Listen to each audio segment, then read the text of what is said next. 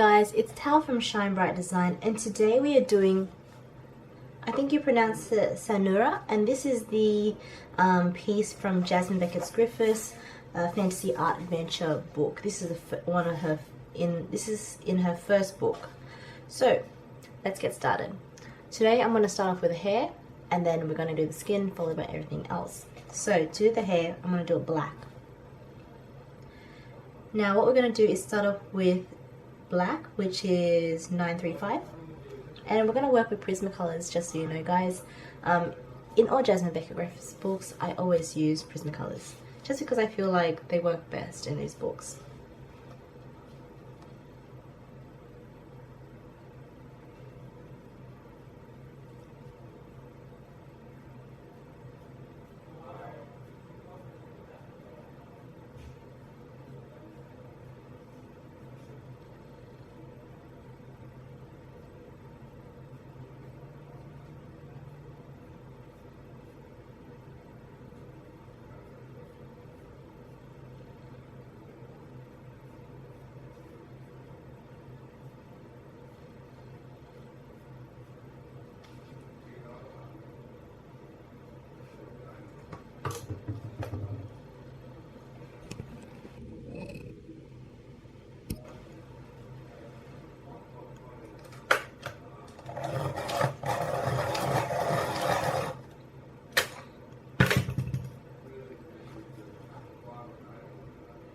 So with a sharp pencil, I'm going to just do hair strokes, and you're generally going to start off with a light hand and build up.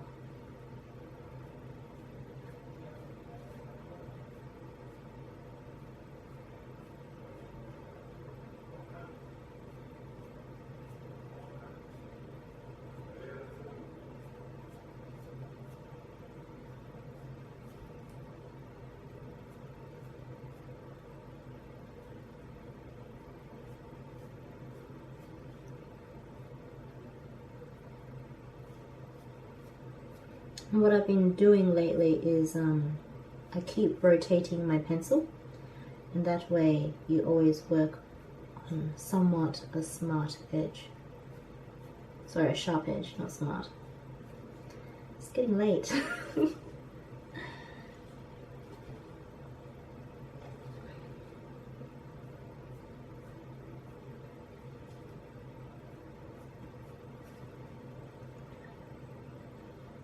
So you can see how I've gradually built up those layers in the black, and you do it this as well. See here, I've put a light application of the black, doing those hair strokes. Now I'm going to go over again and build up that black, continuing to have those hair strokes from the top of the head.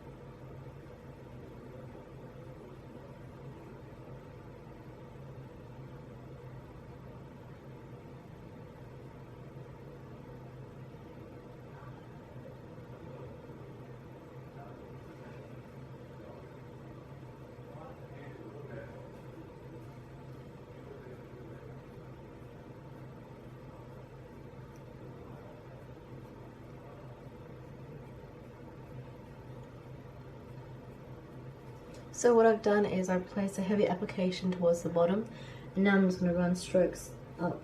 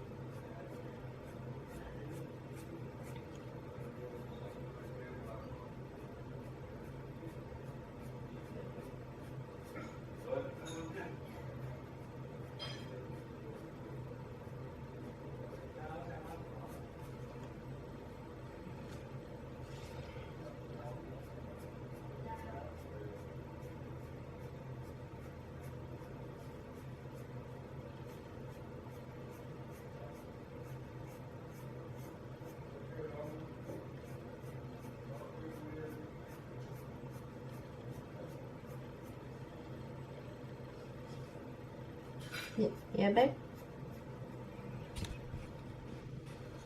Okay, so with a sharp pencil, we are going to do some hair strokes.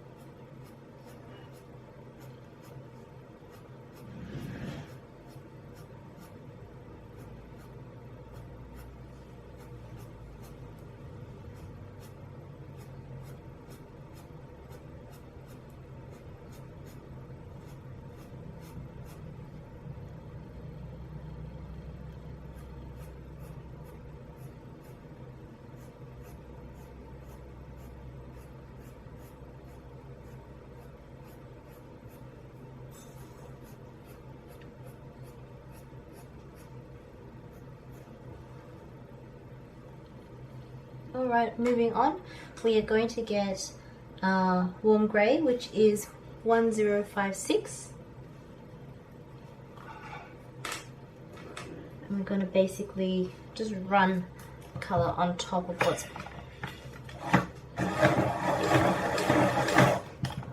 what's been laid down.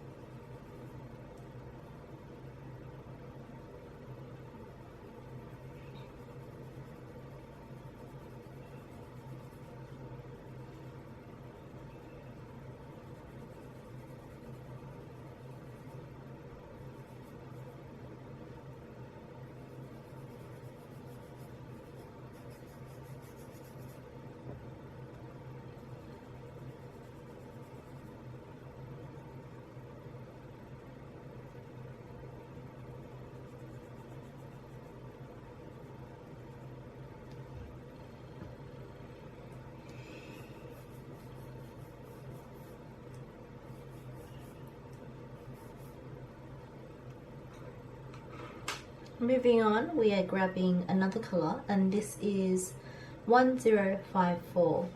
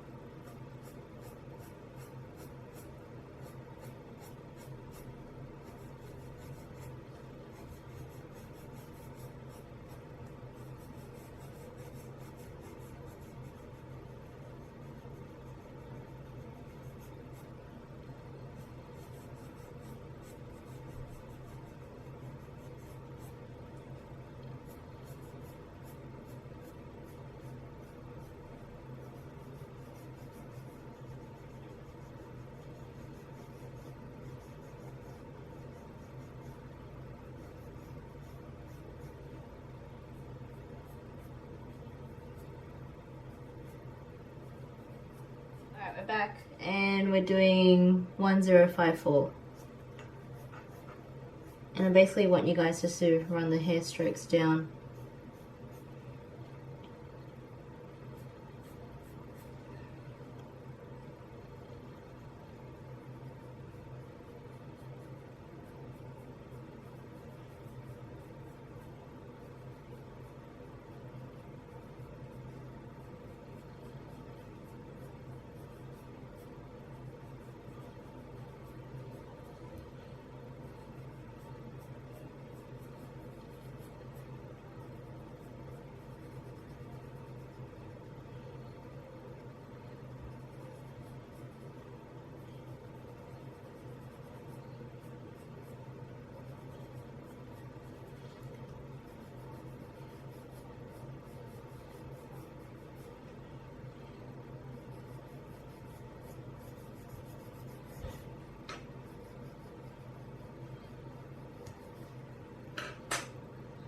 I'm gonna go back in with grey, black, which is 935. And I just want to run that black over those greys that we've laid down.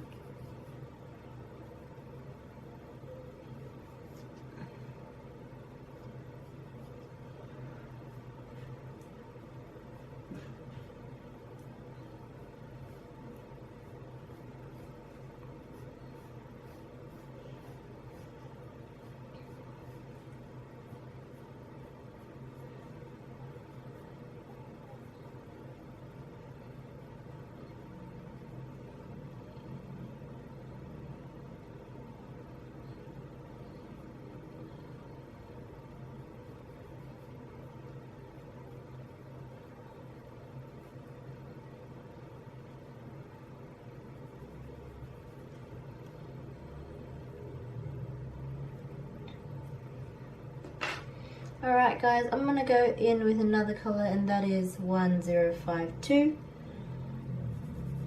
And I'm basically going to go over everything just with a light hand.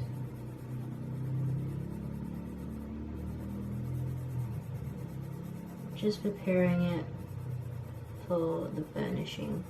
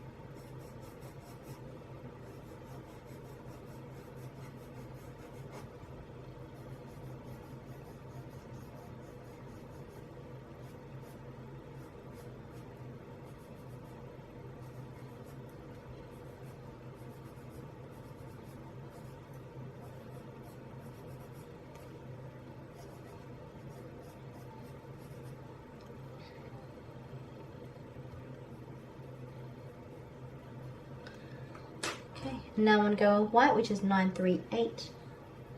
I'm going to work from the center and then work out.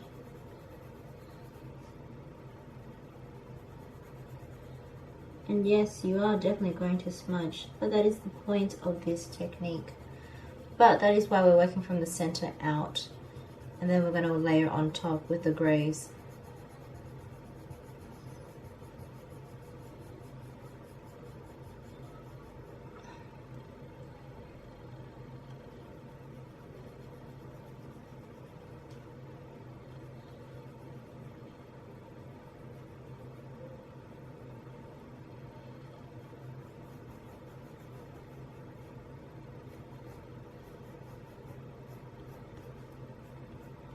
Now I'm going to bring the white further.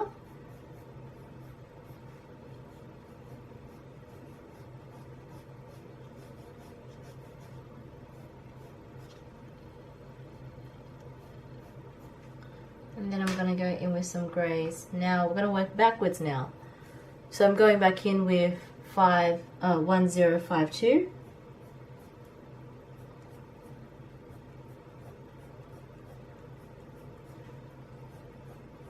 Running in those hair strokes.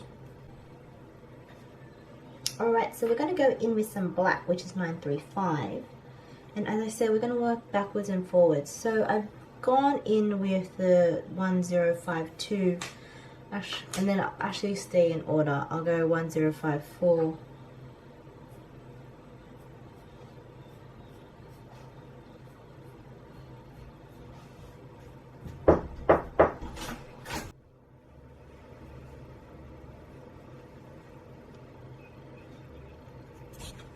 Okay guys, back with black, which is 935.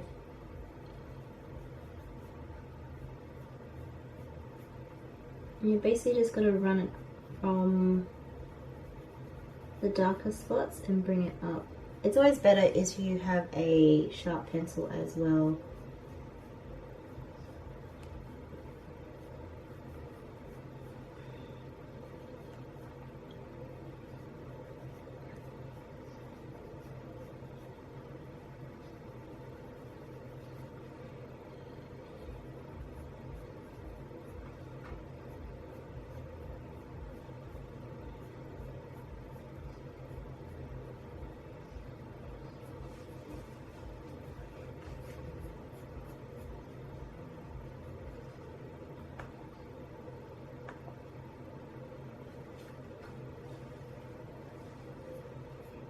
What I'm going to do is get a colorless blender, and I'm going to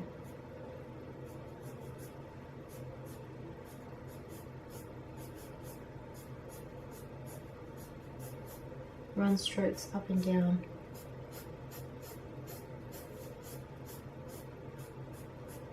Now the reason I'm doing this is because I don't want to put too much color into this piece already, since there's already tons of color. I don't want to put too much black and then I guess muddy the white bits that I'm going over right now. So by using a colorless marker, I minimize it.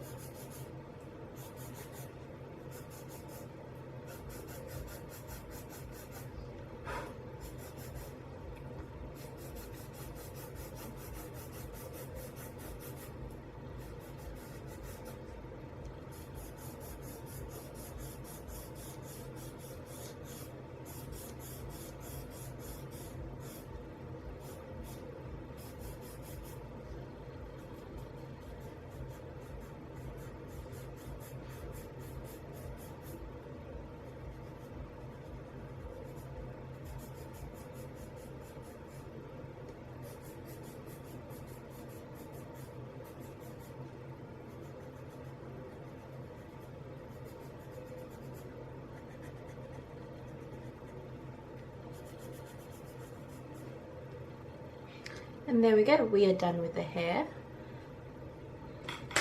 But what I'm going to do is get some black and just blend.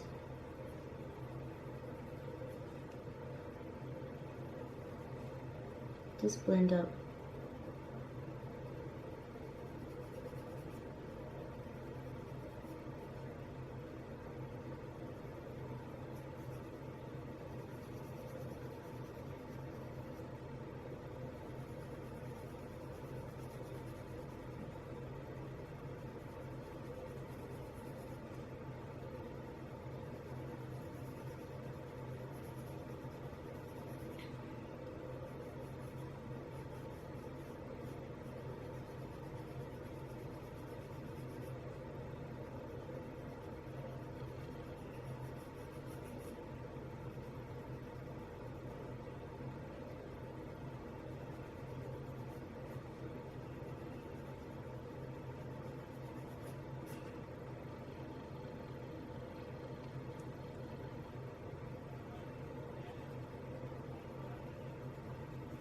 Alright guys, we are back, and what we are going to do today is continue on this piece, and we're going to go and do the skin.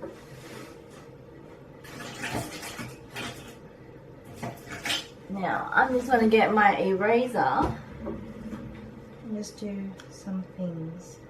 If you guys are new to this channel and you haven't heard me rave on about this eraser, this is one of my favorite erasers, and this is the Derwent mechanical eraser, and this one is it helps you get to the like super points. So what I'm doing is I'm just cleaning up the space. Because we have worked with black, I am aware that it can smudge. Because these are also wax-based pencils, you're more likely to get smudge, and it's like something you don't want. One of the main things I hate about Prismacolor is that they're so smudgy. That's because of the wax in them. And they're not that high quality. They're not extremely high quality anyway. In the sense that they're not like a Polychromos or a Caran d'Ache. These pencils really push. Just because the amount of like wax that's in them. Alright. So let me get my colors.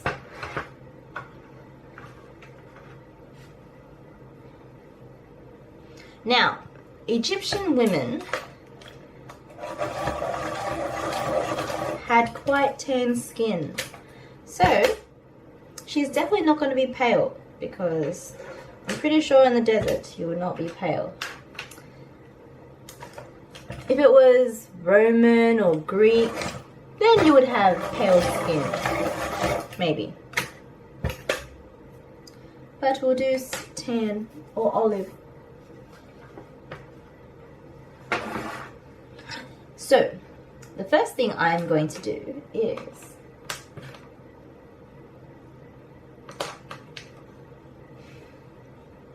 I'm going to use cream. Now this is not what I normally do, but I actually want to lay down some light color. So with the light application, we are just going to do an even shade of, see, this is why I hate working with black.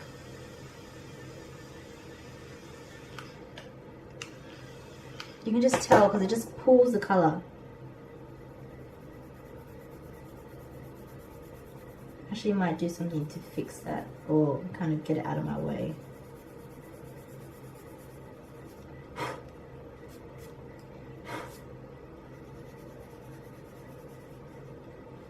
Okay, medium application. All right.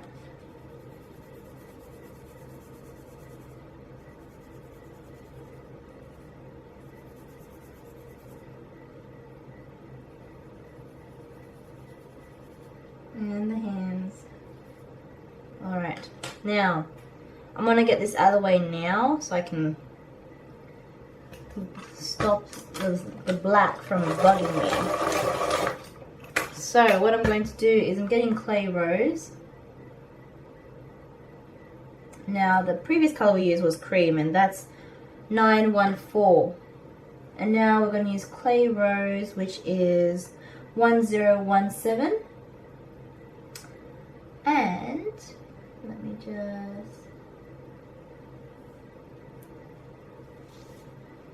me just do some, well, you call this underpainting, but I'm just basically using this color to create shadow. So with this color, with a light application, doing a scumming method. Scumming method, if you are new to my channel, it's small circular motions. I really should do like a techniques video that beginners can watch before doing tutorials so that they're familiar with all my terms. So scumming is a very common term that I use. And scumming, what it does is it minimizes that streakiness because you're doing circular motions, and that minimizes that streaky look. Because in a sense you're, how do I say it, you're softening the edges by doing the small circular motions, whereas you're doing the sharp motion, it's very easy to pick up the pencil stroke, like where you've been, where you've gone. I've been watching over my film, and I'm sorry guys, but sometimes I don't know what I'm saying. Like, I listen to myself and I think, that's the wrong number code. What are you saying? What are you doing? And I'm thinking, gosh, I'm so like loopy. Not loopy, but I'm so lost in trance that one, teaching is another aspect of coloring. You can color, definitely. But when you're teaching or doing tutorial, it's another aspect on top of doing the art itself. And that's where sometimes I'm afraid that it takes away from the art. And sometimes I get so immersed in the process that I lose myself in it. And then you sometimes will notice it in my videos. Things I say, like I say the wrong codes, or I say things that don't make sense. I hope they make sense. But yeah. So, I'm sorry, I should have zoomed in closer. So, circular motions with the clay rose, which is 1017. I say it out loud so that, one, I check that it's the right code, and two, so that I'm saying it very clear, because a lot of you guys complain that I kind of muffle or mumble, and sometimes I do because, one, I get so into it, I just lose myself. I don't pay attention to what I'm saying. I say it quickly, you know, which is very, very, very bad, which I'm apologizing for right now. And when I'm speaking so loudly, I'm trying to speak in a way that I have tone, and so they can pick up, you can pick up what I'm saying very clearly. You know, I try to not have accent or whatever. Yes.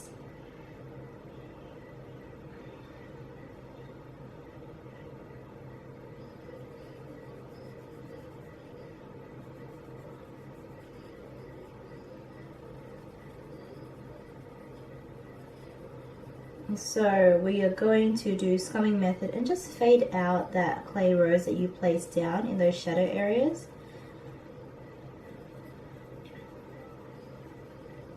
And just by feathering, in a sense you're feathering it out, using the scumming method, and you're basically lifting and lifting your application pressure, and you are blending it out so it doesn't look as harsh, it looks very soft.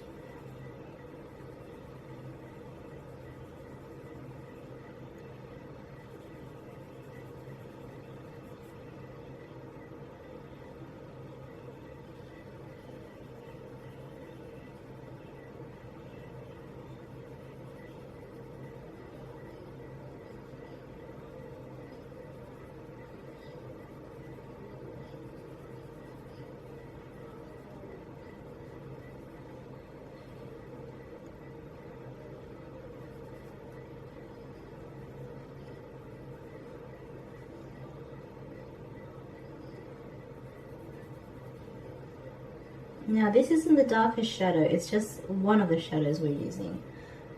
It will only deepen. Let me just do the arm here as well.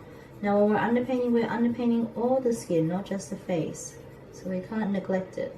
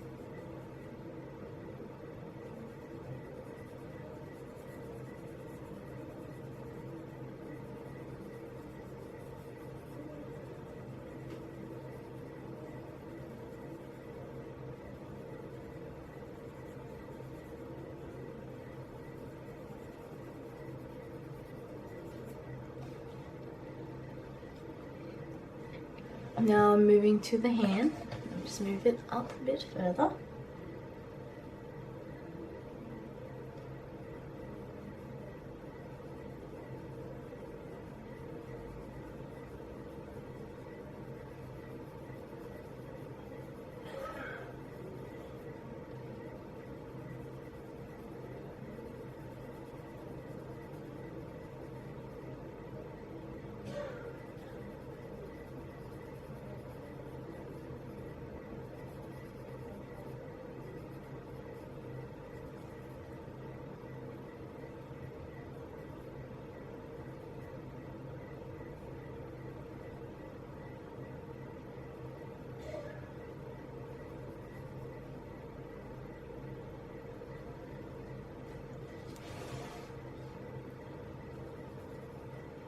Okay.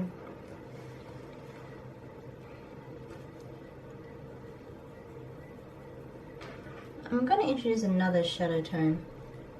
This shadow tone is going to be Tuscan Red. I love Tuscan Red as a shadow tone. I use it a lot if you guys have been following me for a while. With the Tuscan Red, going over your shadow points, I'm just going to go where I need it to be the darkest, which is around the eyes.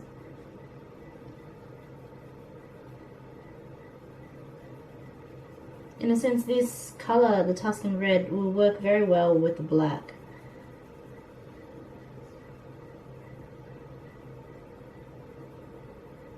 Because currently right now the black on what we have looks very muddy.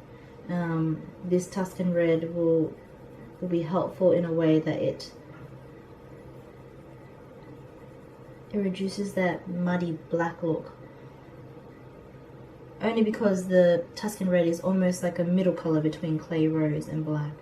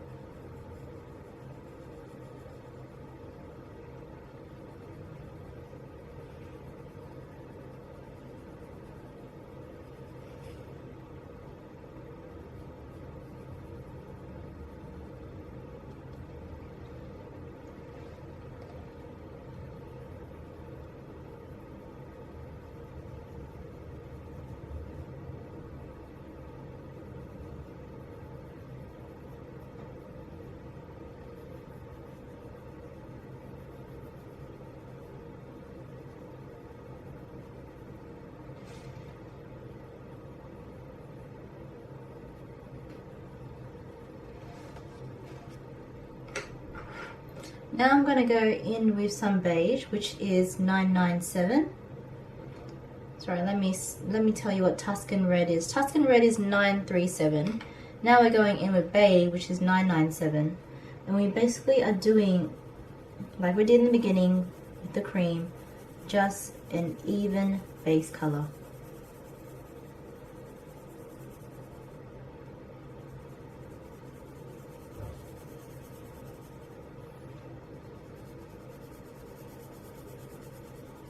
Now try not to run across the colors.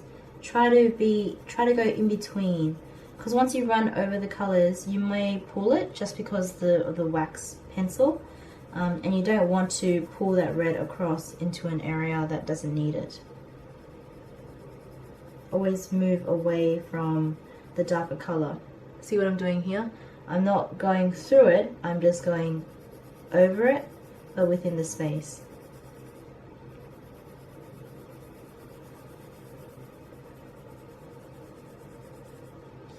Same with here in the hands.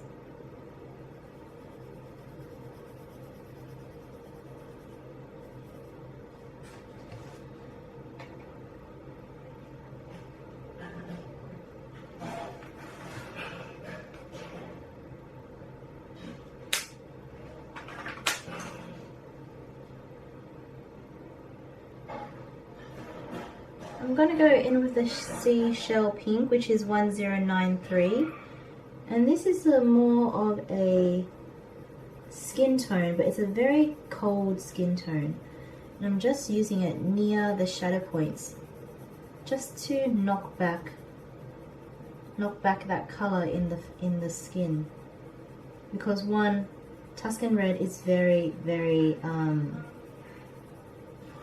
dramatic. And by mixing it with this color, this eggshell pink, we're knocking that redness down.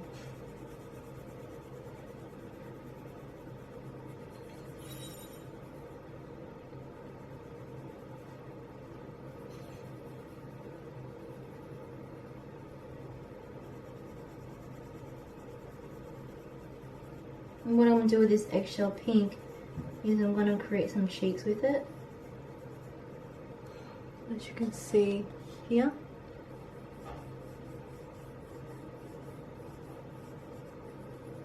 My application isn't heavy as well, by the way. It's very light.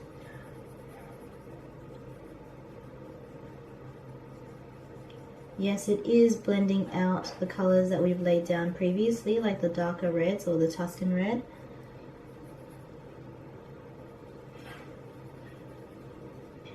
But you are no way burnishing things.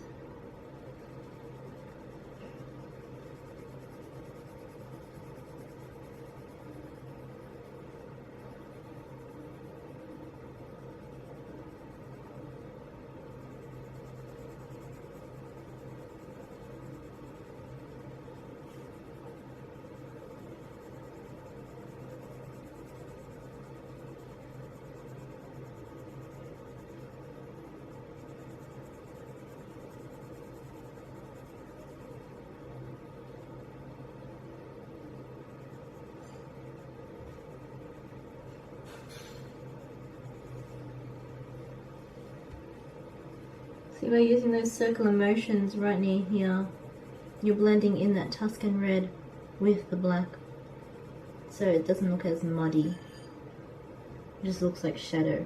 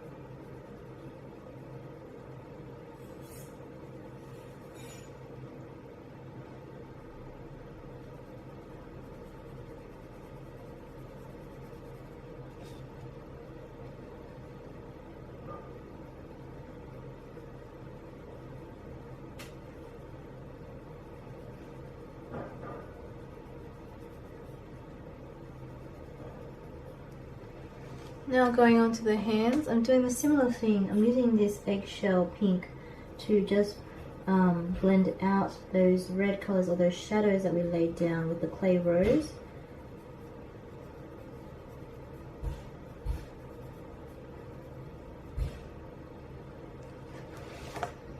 Alright. Now I feel like there needs to be a certain warmth in the skin, and I'm not really sensing that right now. So what I'm going to do is I'm going to go in with some light peach, and that light peach color is 927, and I'm basically going to go over these shadow areas, so these darker areas, and I'm going to blend it out. But we still have this light section up here, but we're just going to go light applications and just blend it out, giving it some pinky warmth.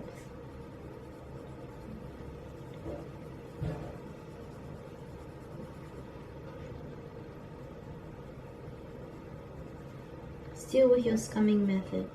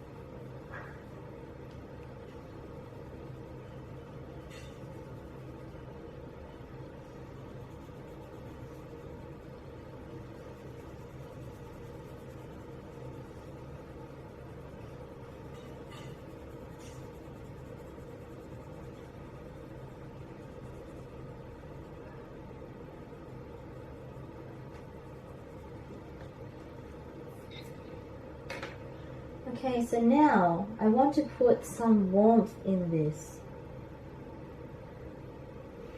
I'm trying to figure out how to as well.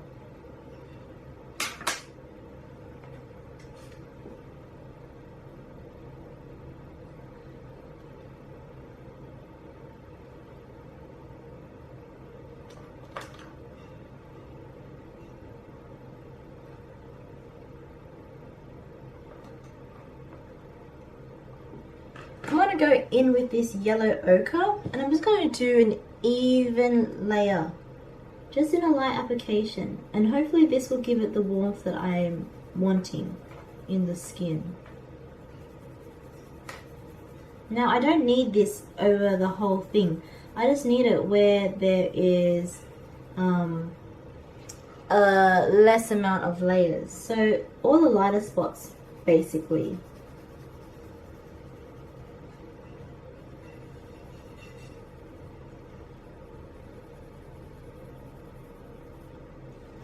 And then down in the hands too.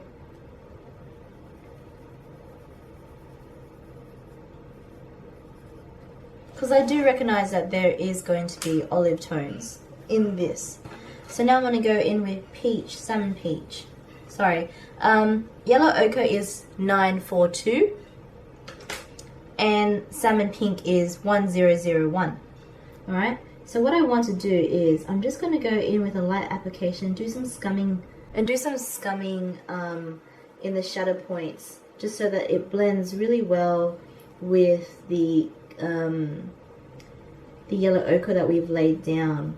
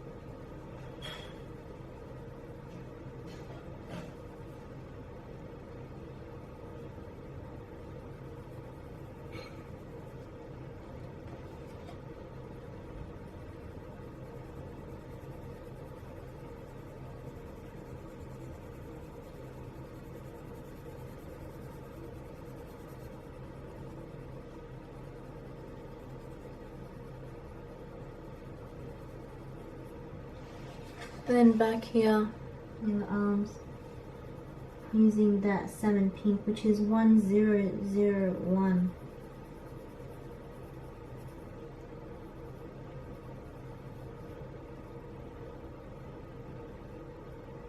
Okay, I'm now going to go in with the light peach, and I'm going to basically burnish and blend, because we have a few layers already laid down. I'm not going to burnish the whole thing. I'm going to leave the light sections, because I'm going to use another color for the light sections.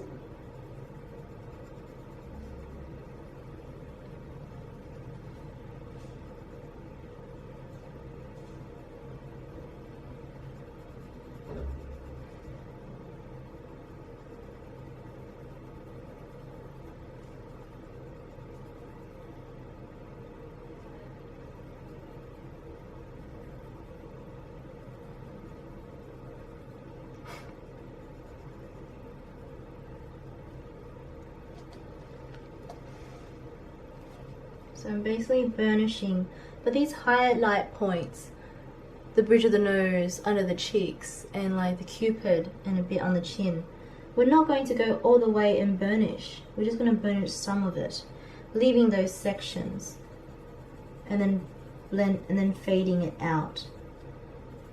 Same with the arm. We're just going to, yes, we're going to burnish at the sides where the shadow is, but as we go further out, we are going to fade and lighten our application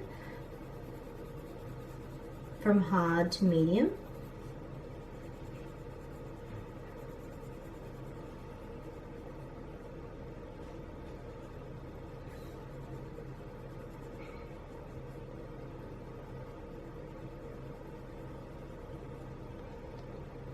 And the same with the hands.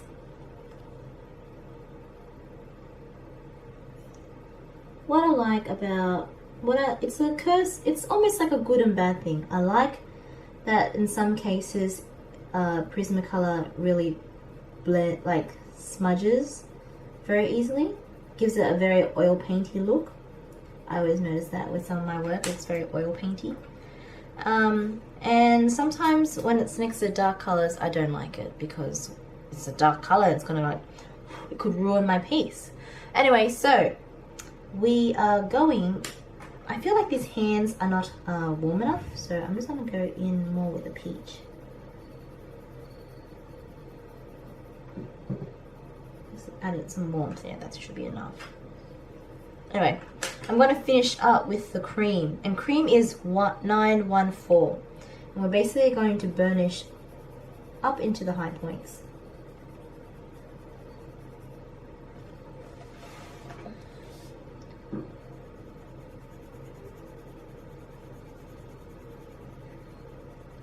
Now I could have used a light peach, or I could have used a white, but I chose not to because it is Egyptian skin and it is warm toned.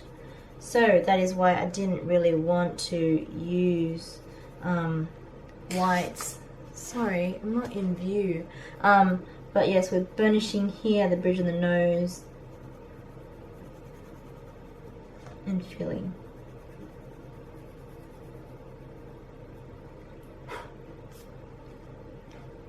Now on the arms.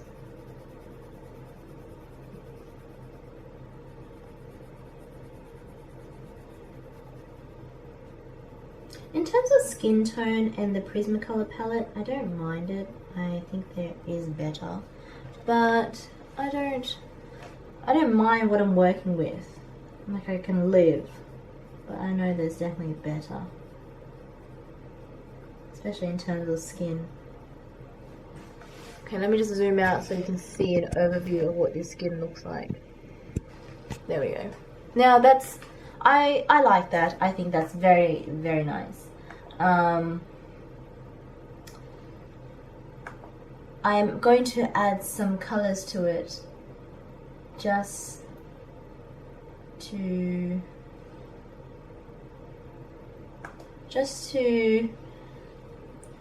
make it a bit more dramatic.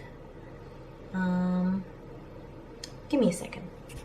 Okay, I'm going to zoom right in. We are going to work with the face.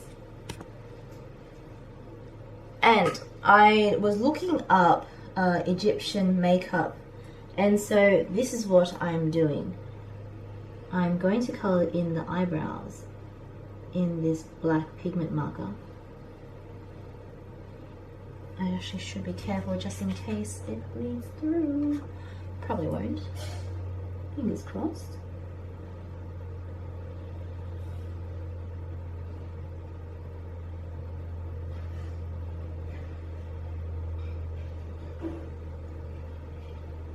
All right.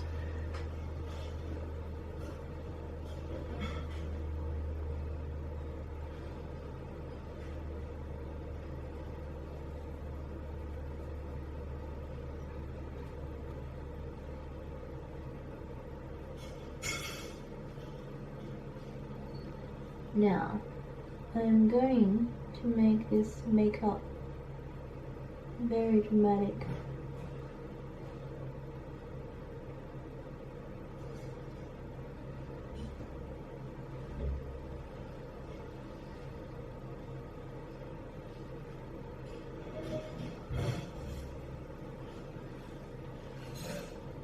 See what I've done? We'll do the same here too.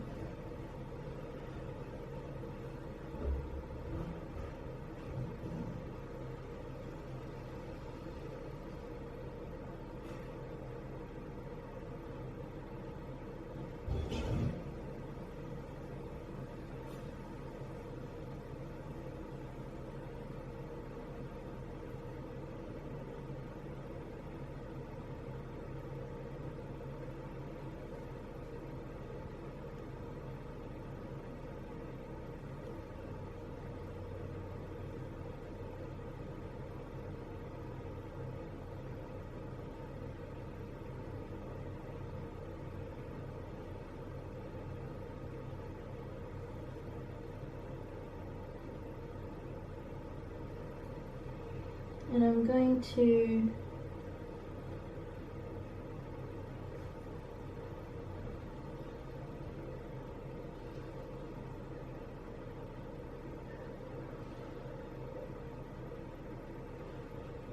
I'm still deciding what I want to do and how I want to do it.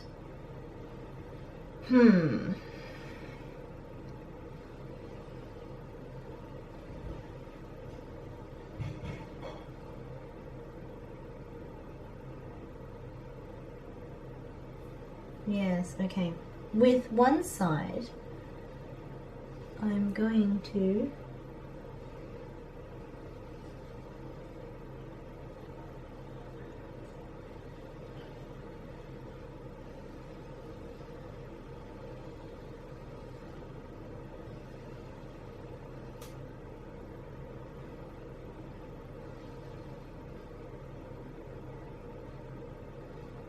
Yes, I'm kind of going Cleopatra here and doing this. I will do the eyelashes later. And in terms of I'm going to extend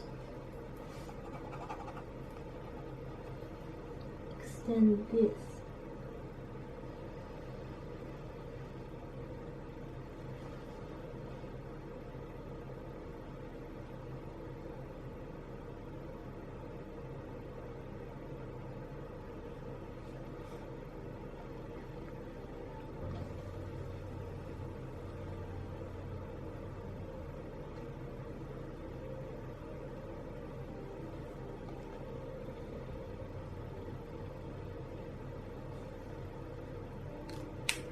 Let me get some colors and then we'll do the eyes.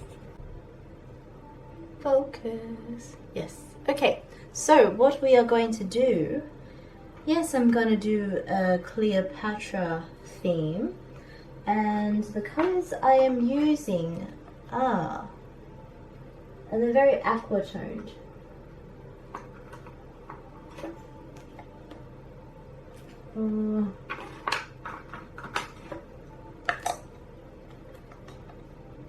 Yes, okay. So let's start with the right eye. I'm going to go in with Cobalt Turquoise, which is 105, and I'm basically going to start off here in circular motions.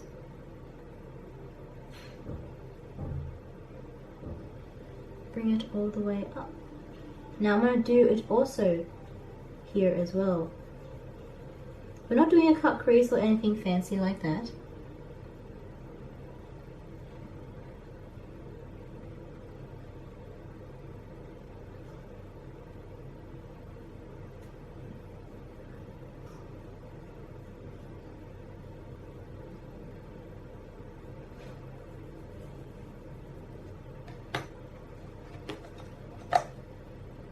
Now I'm going in with Aquamarine, which is 905, and I am going to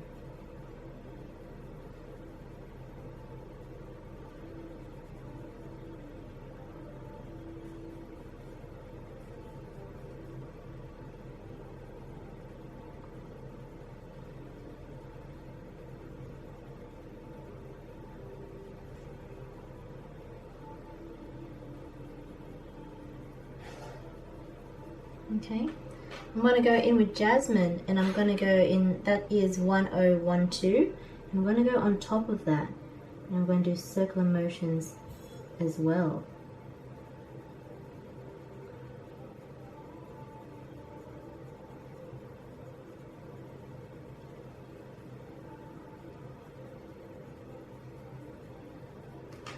Now we're going to go in with some yellow ochre. Give it that yellow color.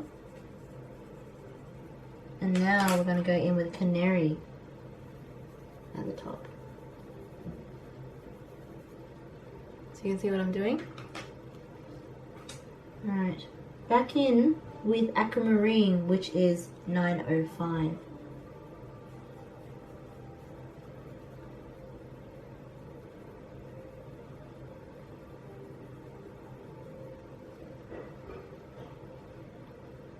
Now what I'm going to do is I'm also going to get that Aquamarine and just do the tight line the eyes.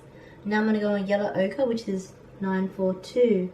Go on top of that Aquamarine, blend it out, and go in with canary and tight line the eyes completely.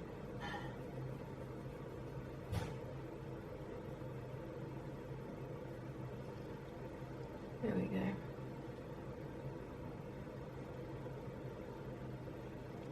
Then I want to grab a cream, which is 914, and I'm going to burnish from the center of this Aquamarine and bring it all the way out. Now I'm going to work back in with the Cobalt Turquoise and work my way back in.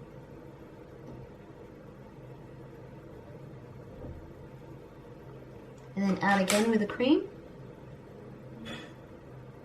Circular motions again.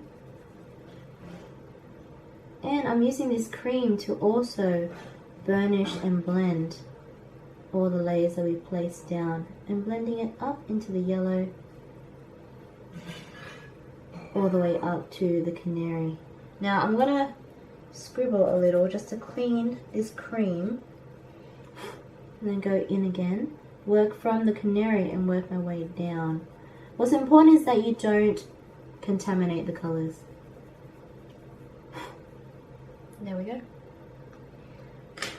Then I'm going to go in with my pigment liner.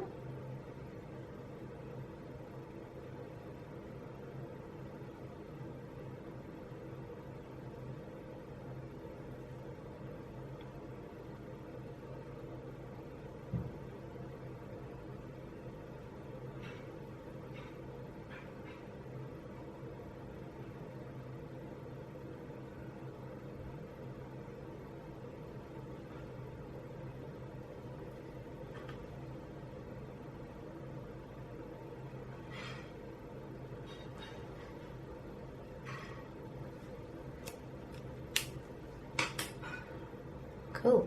Now we're going to do the other side. going in with Cobalt Turquoise, which is 105, we are going to create that shadow again.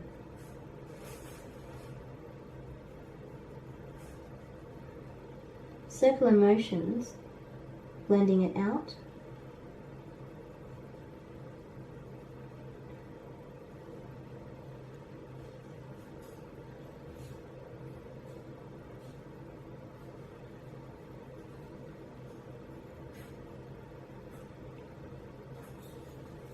And then I'm also doing the tear duct here.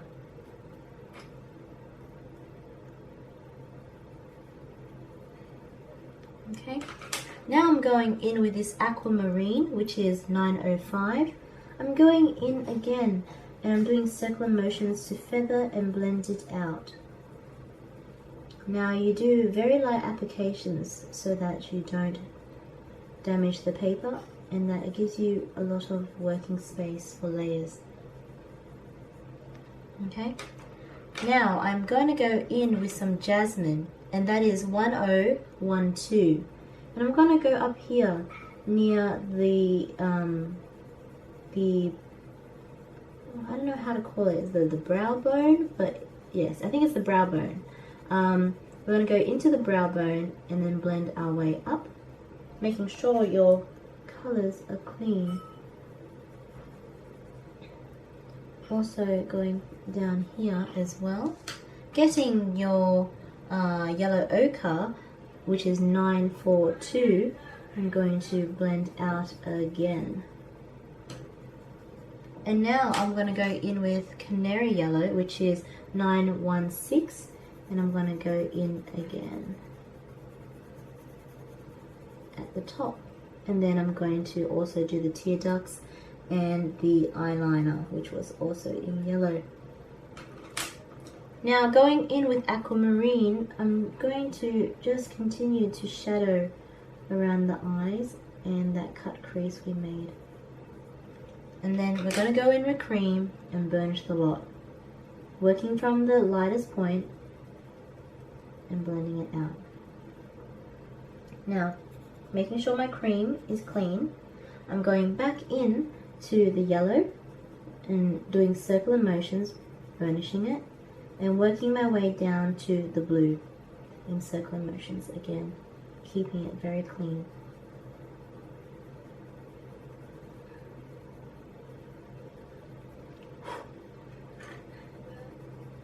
Perfect. Alright, let me record these colors and then we'll move on.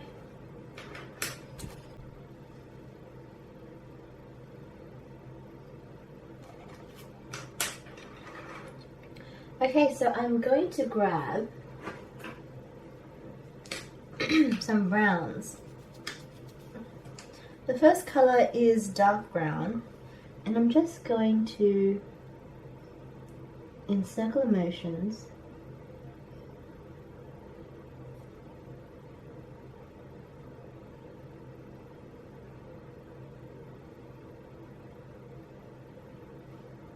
and then under the eye and around. I'm going to go in with some canary yellow and just do a base color. I'm going to go in with some yellow ochre, which is 942.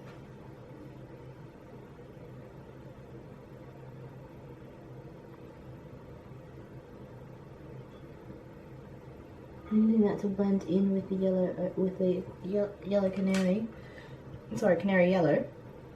I'm going to go back in with my dark brown, which is 946. And I'm just going to do circular motions again in the same areas.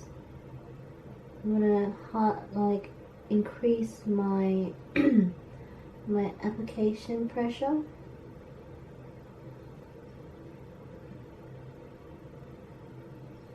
And then I'm going to go in with my jasmine, and I'm just going to blend out that dark brown.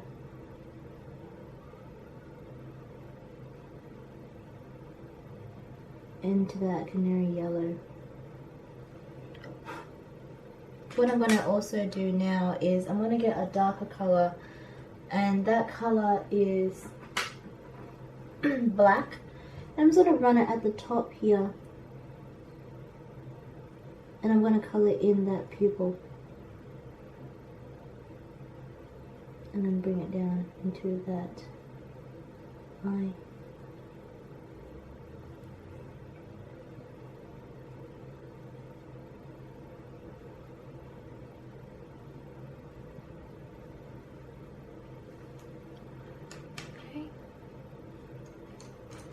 I'm going to go in with some light umber just to warm it up a little, and using that to blend everything. Going in with a pigment liner, I'm going to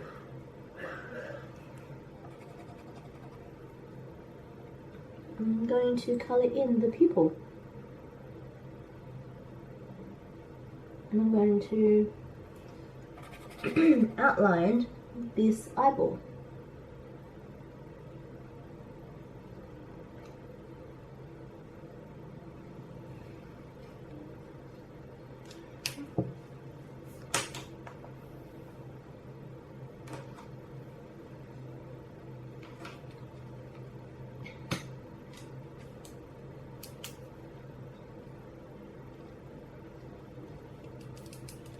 I'm going to get this posca pen. Hopefully, yeah, it should be right. I'm going to do 2 lines.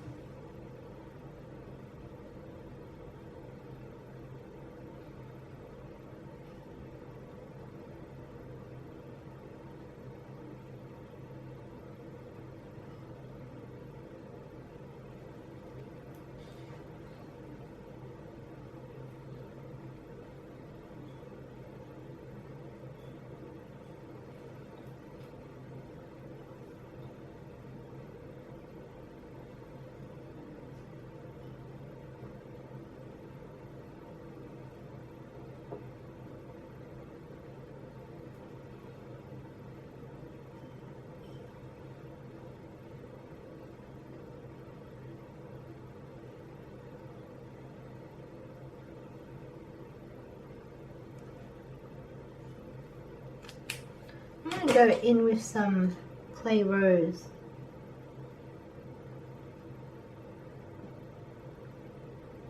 And I'm going to fill it in with light peach.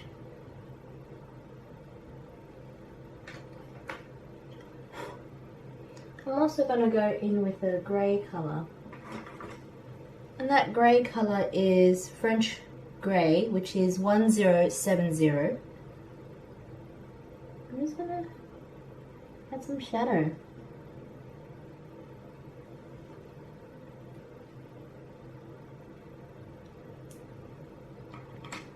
I'm going to repeat the process on the other side now. Now I'm going to put that colour of canary yellow, which is 916, going in with my dark brown, which is 946. In circular motions, I'm going to build up that shadow.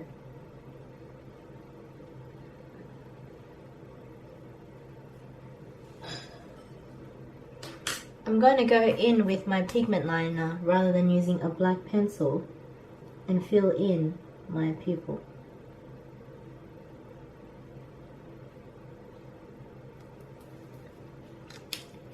I'm going to get the black and create some shadow. Now I want to get the jasmine, which is, sorry, the yellow ochre, which is 942, and just blend that dark brown into the canary yellow. Now I'm going to go in with the dark brown again, which is 946. I want to deepen up that brown in the pupil. With circular motions, I'm going to create more color and add depth.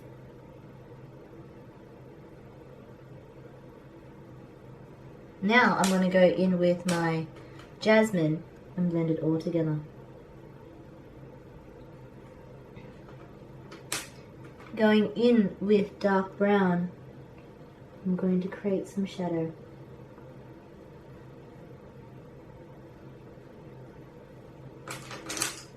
Going in with light umber 941, I'm going to use it to blend out. Now, after doing that, I'm going to get my clay rose to my little eye corner here. Clay rose is 1017, and then I'm going to fill in with the light pink, which is 927. And now I'm going to go in with the French grey. The French grey is 1070.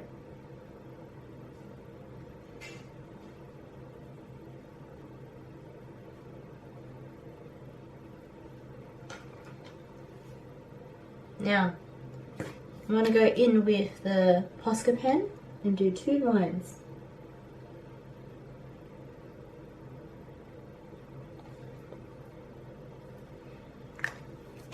Now, going in with the pigment liner, I'm going to go and do the eyelashes and outlining.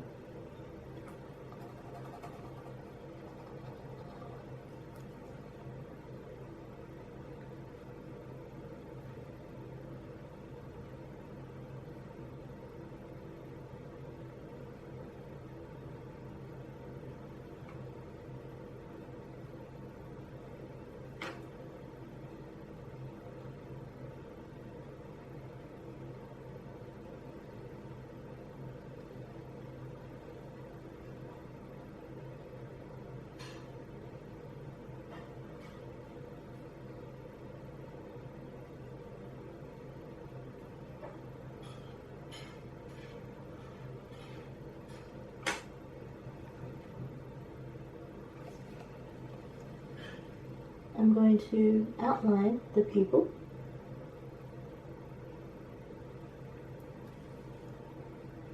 And I'm going to continue with the eyelashes.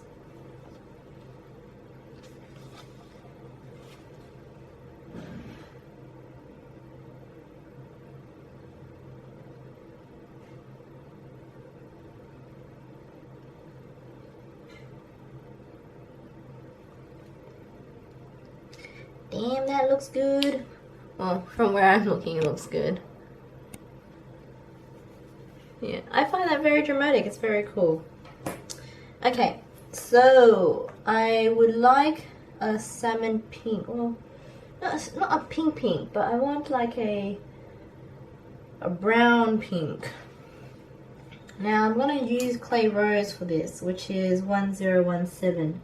And just using that, I'm going to use it to create some shadow.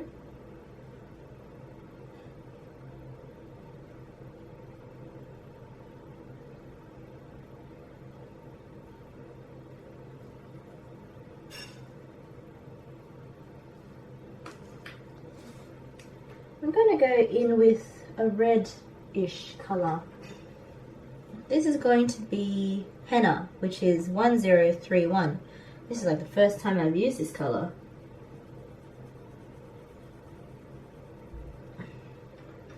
And on top of henna, I'm going to use another color.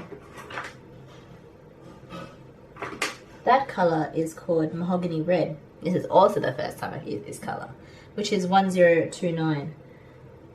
I'm going to use that mahogany color, mahogany red 1029, to go over where I went with the clay rose.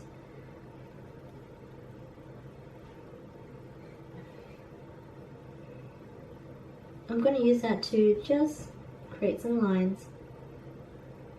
And again, I'm going to go in with the henna to blend that. And now I'm going to go in with a cream from the center out.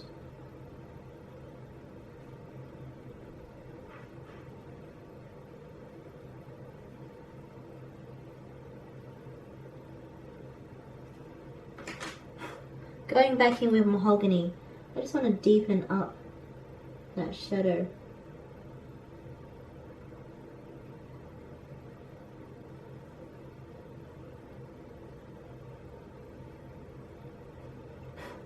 There we go. Now I feel like there's lacking a sense of blush to the cheeks, and I'm going to use Tuscan Red, and I'm probably going to mix it with another color. So bring that Tuscan Red back.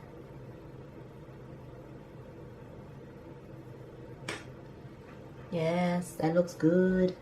Alright, so bringing that Tuscan Red back, which is 937, we're just going to give it some oomph, you know. So, circular scumming motions. We're just going to run the color on top.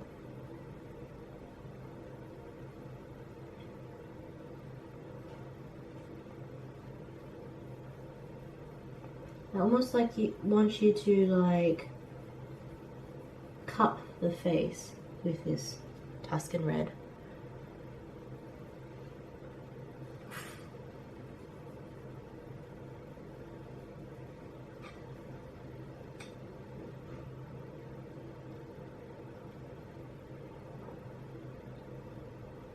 I'm just going to put some around the eyes or the nose.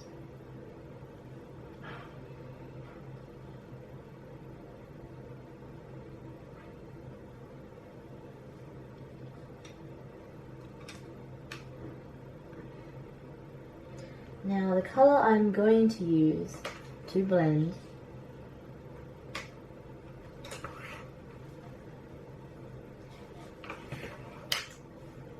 is, well, I'm not going to blend it yet. I'm going to use some processed red, which is 994. I'm going to go on top of that Tuscan Red. In circular motions, I'm going to bring that forward just to use it as blush.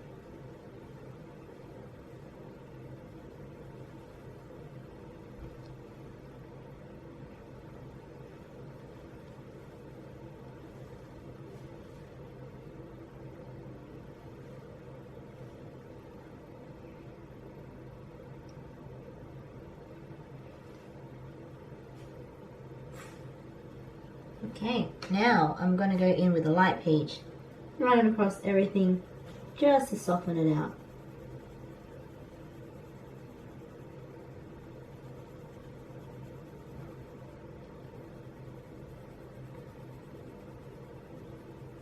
Look at that. When I see this, this makes me happy. I'm just like, oh damn. You know? I don't know, like when I'm excited about art, I'm just like, that looks good. Gets me excited. There we go. Look at that. It looks so good. I'm happy. Oh, so dramatic. Alright. I like it. I like it a lot. Alright. I feel like the eyes need to be more dramatic though. And you know what I'm going to do? I'm going to go with black. I'm going to say, no, don't do it. But trust me, you want that shadow. You want that contrast. So we're going to just do it here at the crease. I'm just going to run this black over it. Now, it's not going to be that dramatic, but it's going to definitely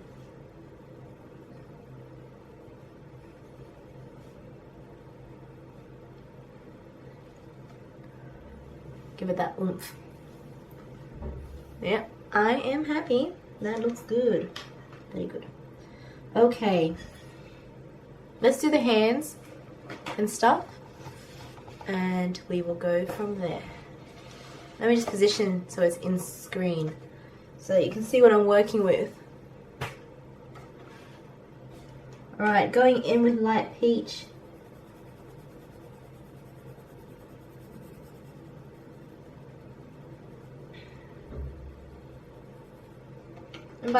And by what we've done just then, just to make it like match, I'm going to go in with Tuscan Red.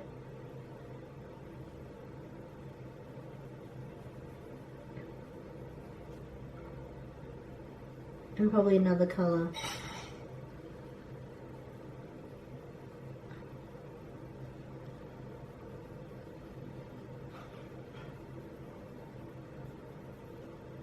And that color is going to be sepia. Not sepia, dark brown. It's not going to go over the whole thing, just in small places, such as here, on the side of the face, in the groove of the elbow and arm, around here, near the sleeve, and on the wrist.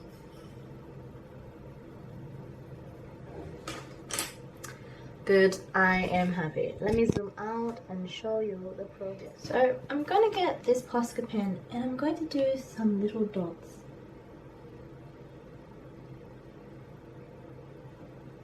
And the reason I'm doing this is I kind of want to mimic glitter.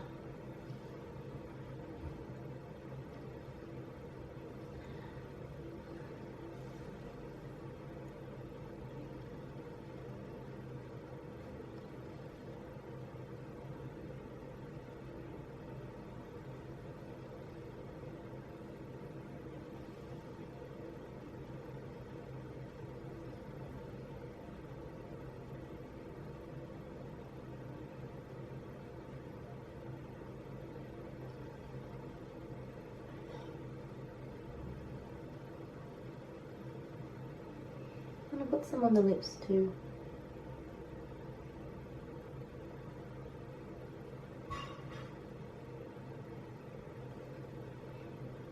And then on the nose. Okay. Now, next thing I'm going to do is the dress.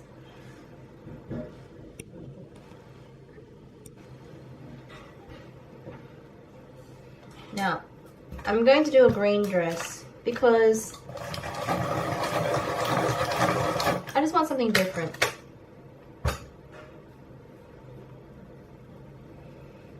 I know they normally wear white dresses, but white is so boring. So I thought I would do green.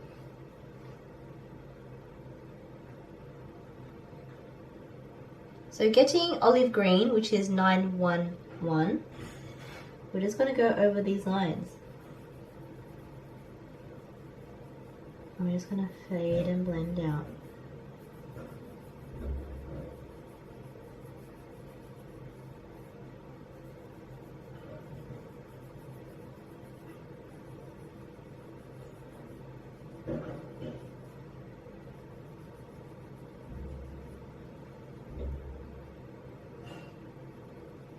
In this section, I'm going to actually go extra dark because this is like almost like a pocket. Well, not a pocket, but like it's just where it drapes a bit more and there's more darkness.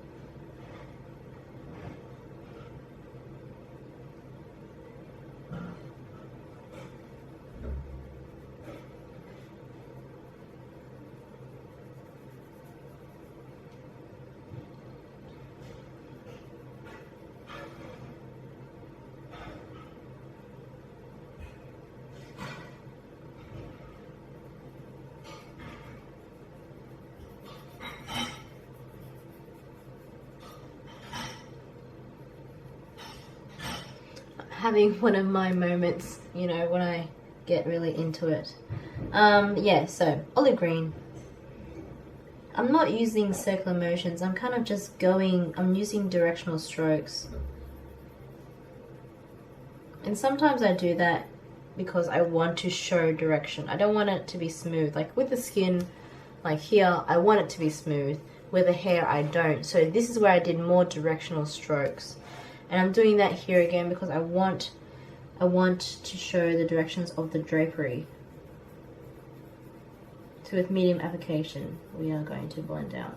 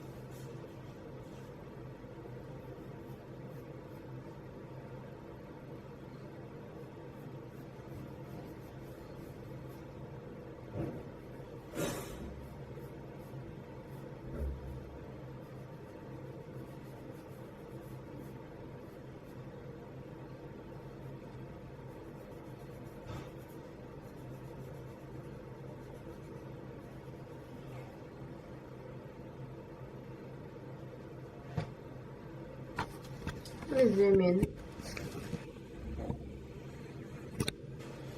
for this section, just so you guys can see.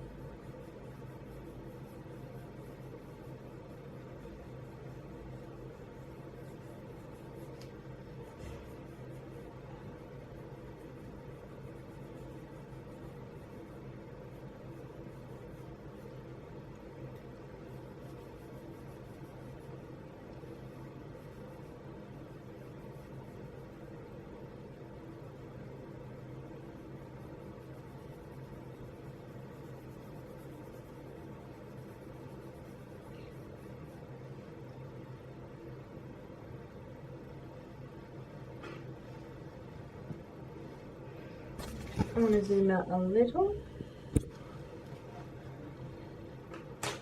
Then I'm going to get another colour and I'll show you guys something. I'm going to get ultramarine, which is 902.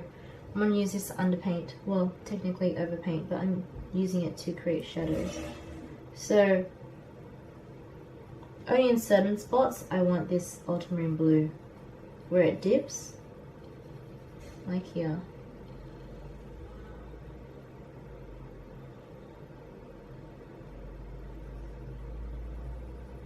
Where it would become extra dark. Let me just fix this.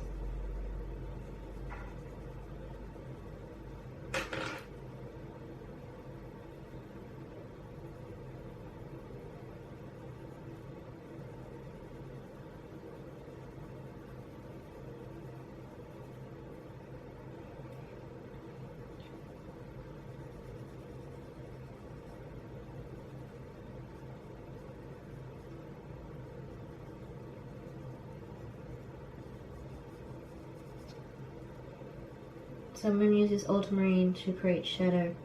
And I'm using a shadow where it is necessary. For example, wherever this cat sits, I'm going to use it to create shadow. I don't want to use black to create shadow. I want to use a colour. And this makes it a bit more interesting. If you've watched my Mr. Rabbit tutorial, you can see how I use underpainting.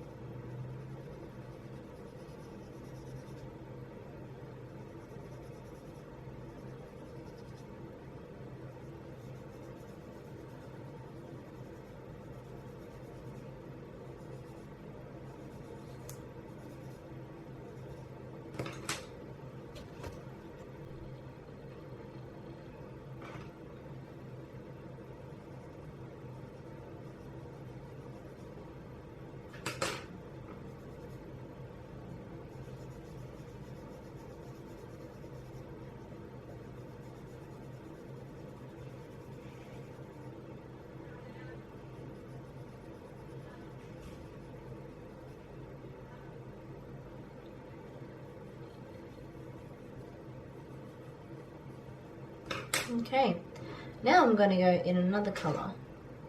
And this colour is called Artichoke. Let me just...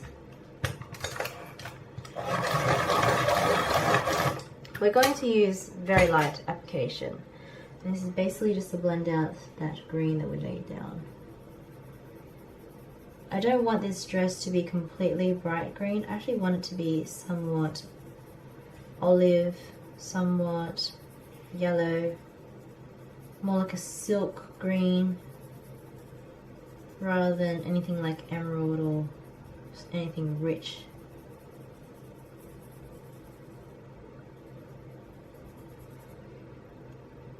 I think the best thing to do is just to do an even layer of this artichoke. Artichoke is 1098.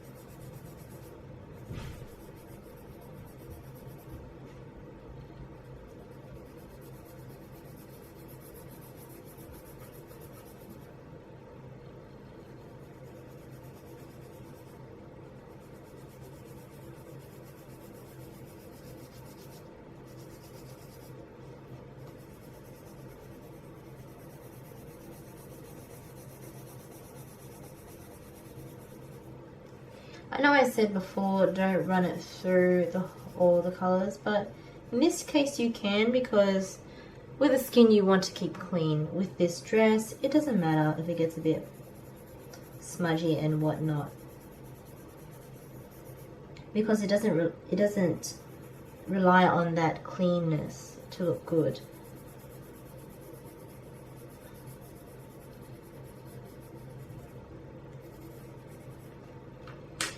Alright, now I'm going to go in with lime peel. And with lime peel, I'm going to go over that olive green. And I'm going to blend it out. And the way I'm going to do that is just I'm going to run it on top and just blend it out. So you can see it there. But what we might do is go back in with the olive green and also do the same. And blend it out. See?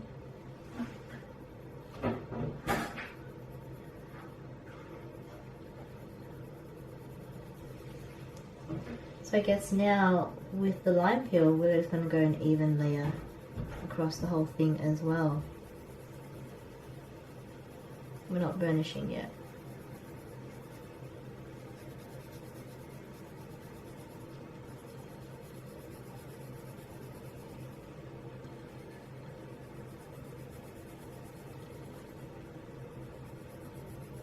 I hope you all have been well.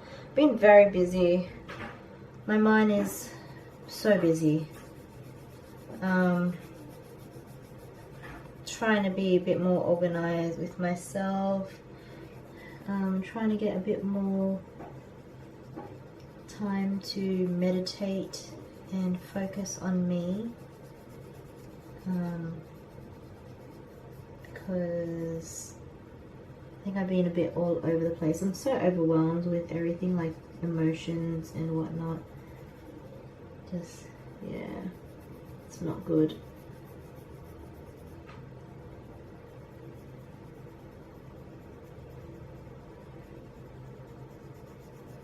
And I feel like if I wasn't traveling so much and I had my own space and whatnot, I wouldn't feel so overwhelmed running about. But this is my life at the moment. I'm traveling a lot up and down the coast and whatnot, and that's just what life is about. And I love traveling. Like, the reasons I travel, I love what I'm doing and why I'm traveling. You know, it makes me happy. At the same time, this is my life now, and I need to organize myself. So that's what I'm doing. So much that I got a diary, and you know, I'm planning a bit more. And I feel like if I have a diary, I have something where I can organize myself. I have time to actually sit down and think, and meditate, you know. I think the issue was that I was so busy that I didn't have time to meditate or thought or think or reflect on myself, reflect on life and whatnot. Of course, life is good, but sometimes you just want to think, have time to reflect more on yourself and your behaviors, how you are living as a person. So, yeah, I am finding it hard to have time to reflect, and I hate this traveling. It's just so annoying.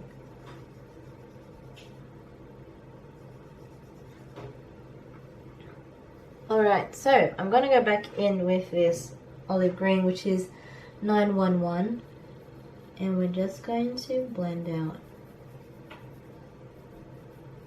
I'm going to go on top of this ultramarine and blend it out.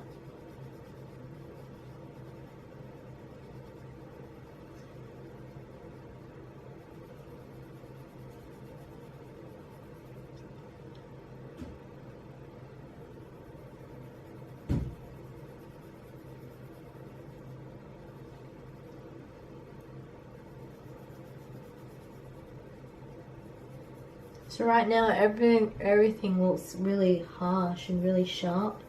We're just going to soften everything.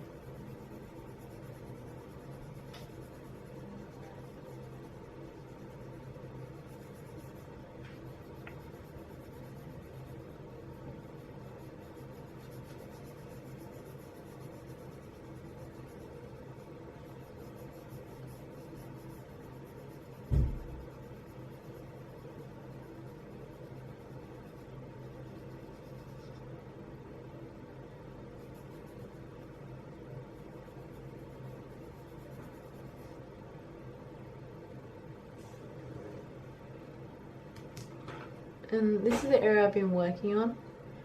I'm just going to show you how I'm going to finish it. So I went over with olive green and now I'm going to burnish with this jasmine, just to show you.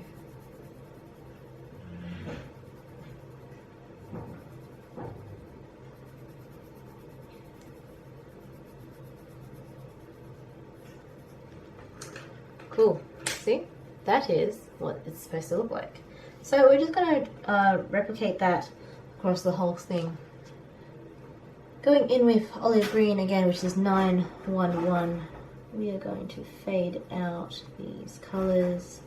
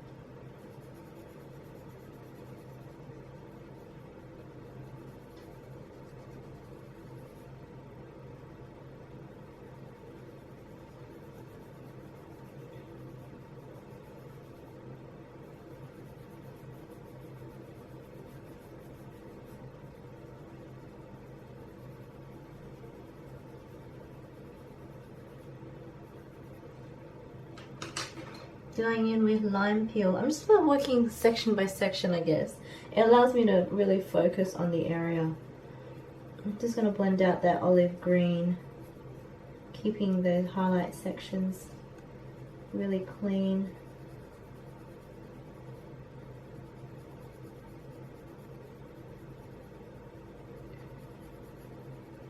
I love how I've used the blue in here. I think it's a very clever way to create shadow. I think you guys might enjoy this technique. Now I'm going to go in with the jasmine, which is 1012. I'm going to burnish at the highlight points and blend out.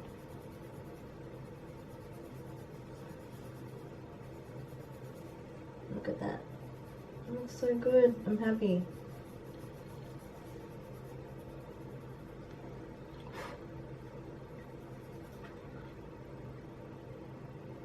Yeah, that is heaps nice. Alright, we're going to go towards here and then work our way up. Going in with olive green again, which is 911. I'm just going to blend out that shadow.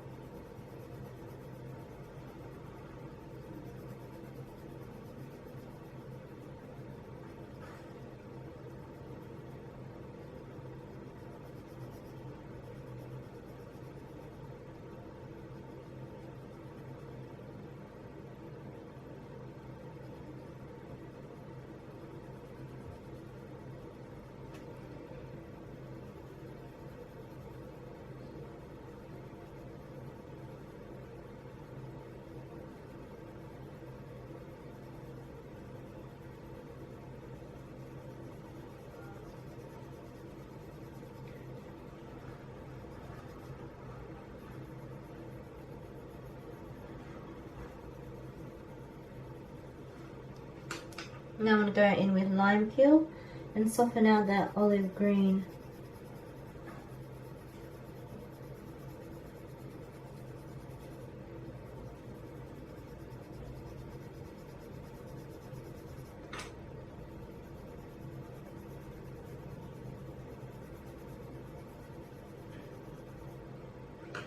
Now I'm going to get Jasmine and blend it out. And Jasmine is 1012.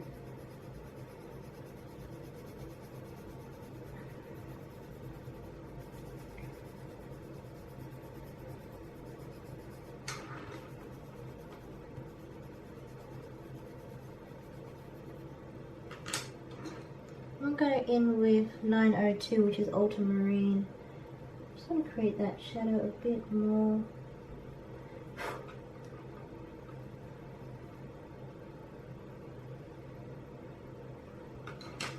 And then that's the bottom of the dress. Let's work our way to the top. In again with olive green, which is 911. We're just going to create and blend out that color.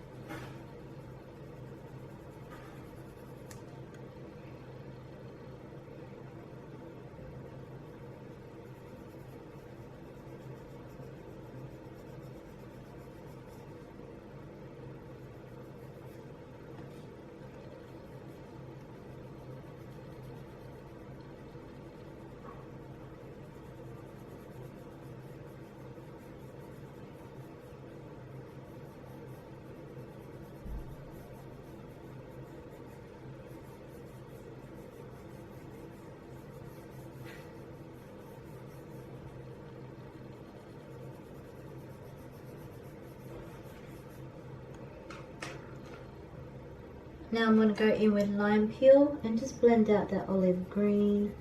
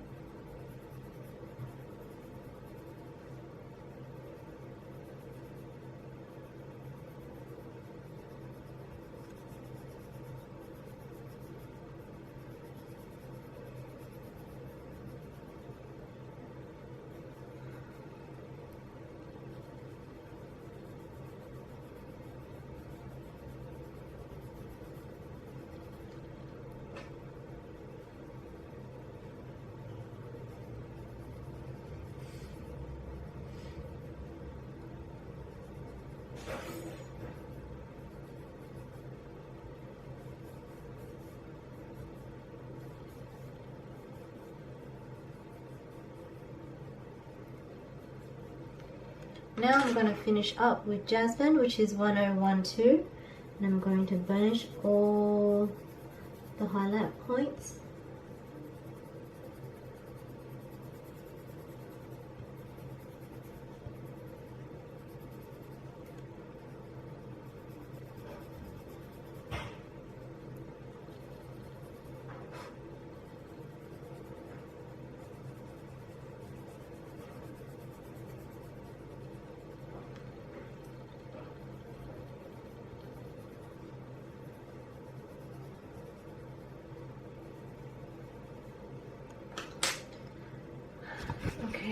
zooming out.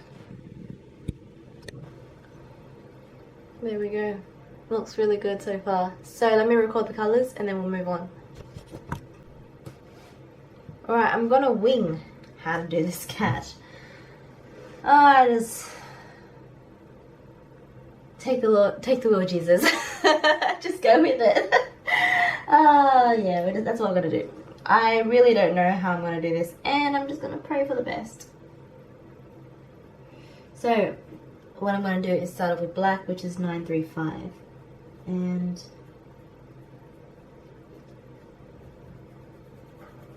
I'm just going to do a light application of this. I kind of want to like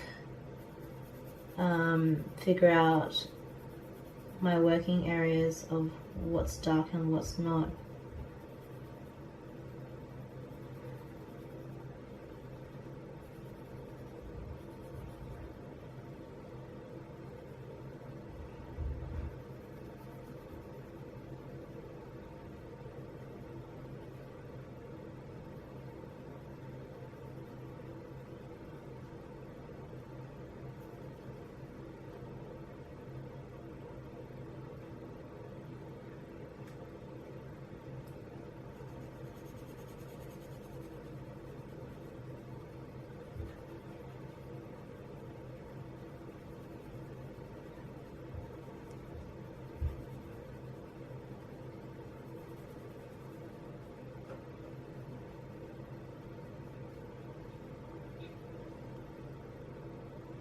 I hope you guys are enjoying my commentary or the live tutorial that I do within these videos.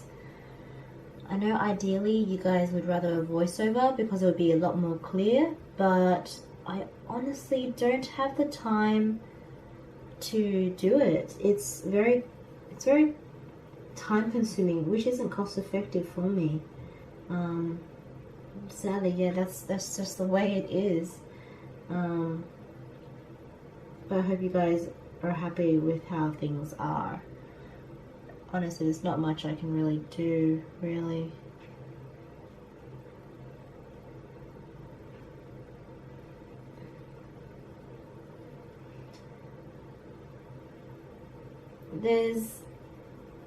The reason why I have in-video live commentary is because I want to give a bit of myself to this channel as well.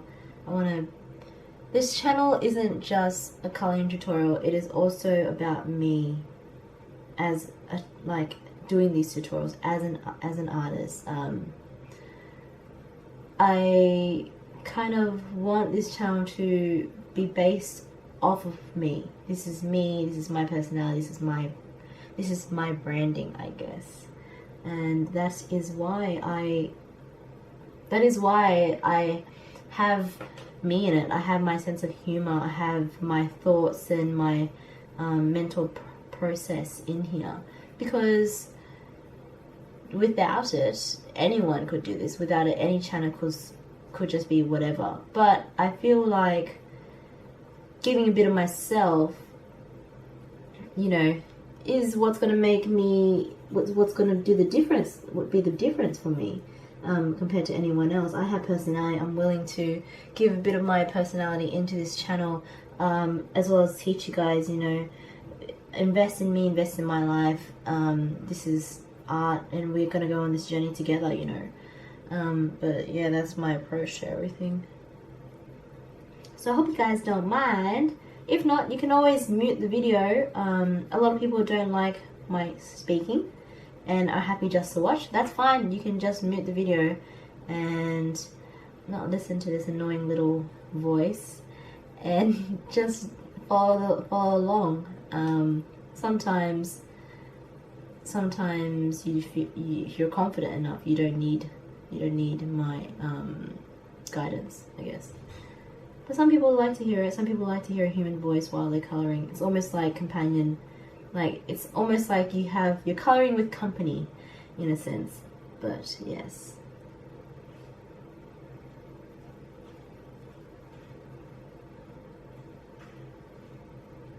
Yeah, Jesus, take the wheel. What am I going to do? Don't really know what I'm doing. Let's just pray this artistic thing just kicks in.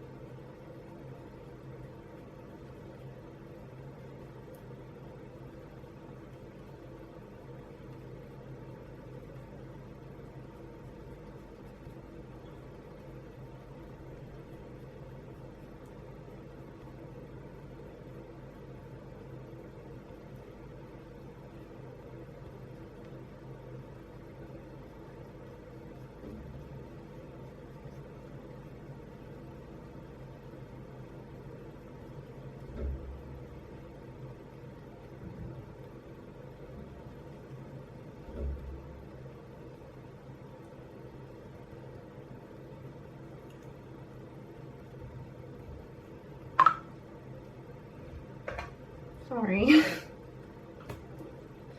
my phone going off. Alright, so what I'm doing with this black is I'm just doing strokes. Just building up that fur layer. Now, what I'm going to do is I'm going to grab some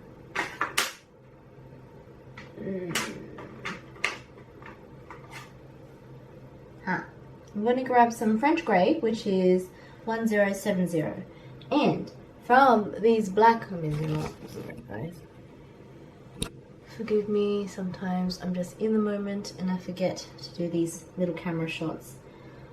As I said, like, filming is another aspect of these videos. It's like multitasking two things at once. Anyway, so French grey. What I'm going to do is, when I get close to these black areas, I'm going to blend it off with some of this French grey. And basically what I want you guys to do is just run the strokes into the white bits. Now, I actually want to keep these white bits white, obviously. And that's why we're going to use this grey with it.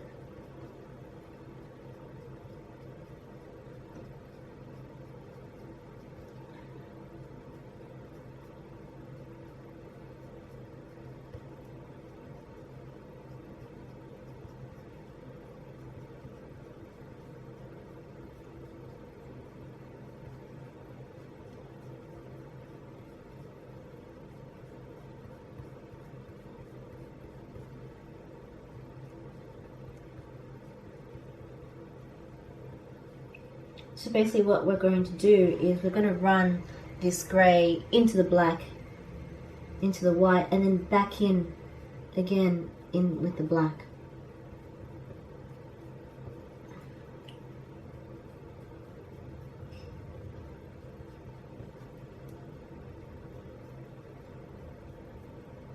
I'm not very good at animals, but I try my best.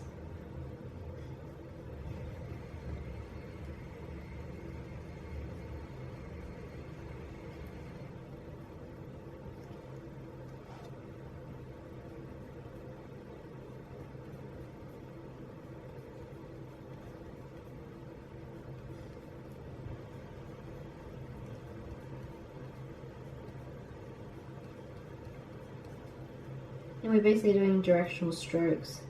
So these directional strokes you're doing is obviously flowing the same pattern as how the fur would run.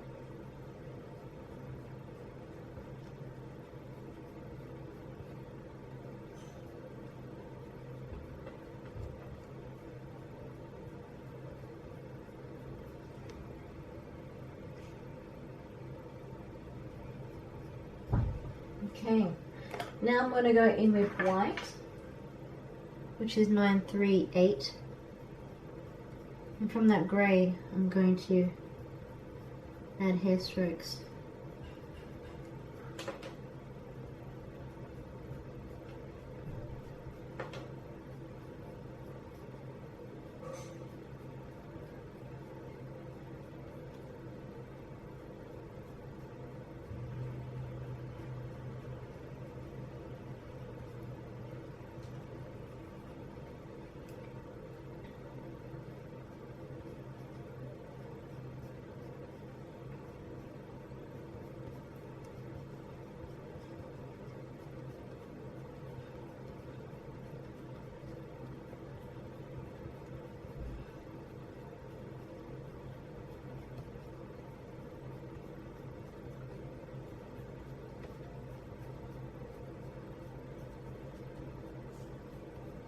What's great about Prismacolors in this sense is that when it comes to fur and hair, it really is great in the sense that it creates hair strokes for you really nice, like almost like an oil painted effect.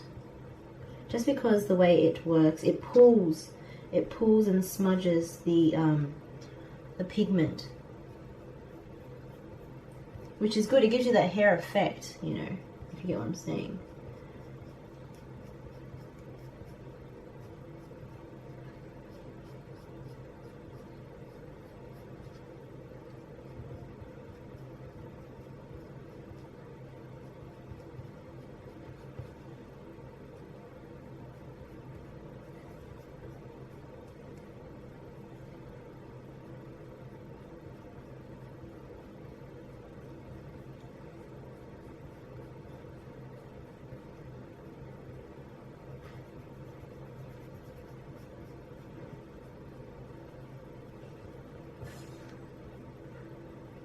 Now I'm going to go back in with the black.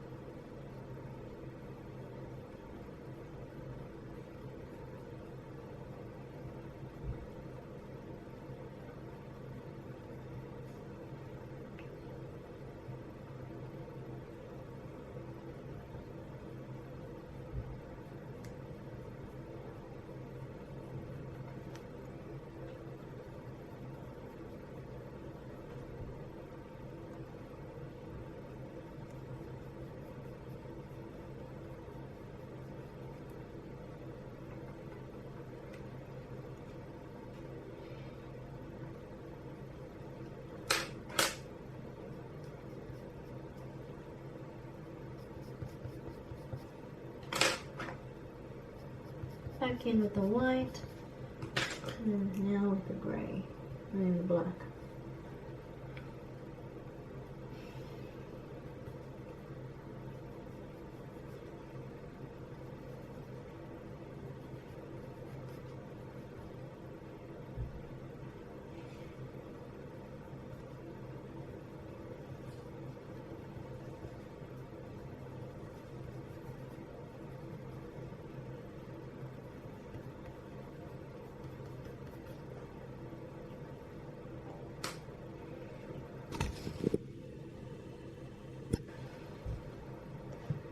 That's the cat, and I'm going to finish off the cat very soon.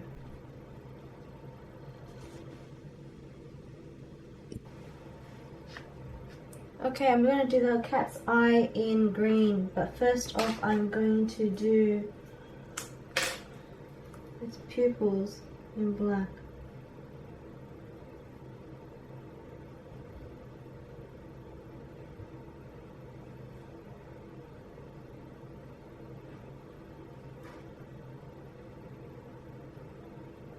While I'm at it, I'm also going to do some fur details.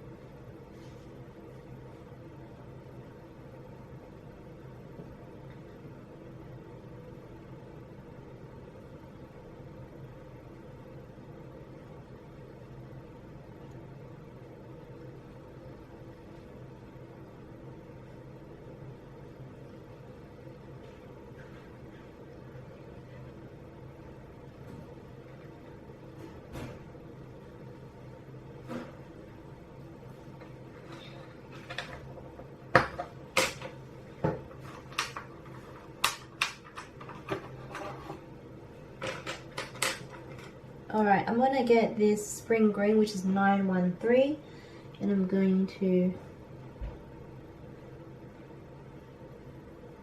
just outline the eye.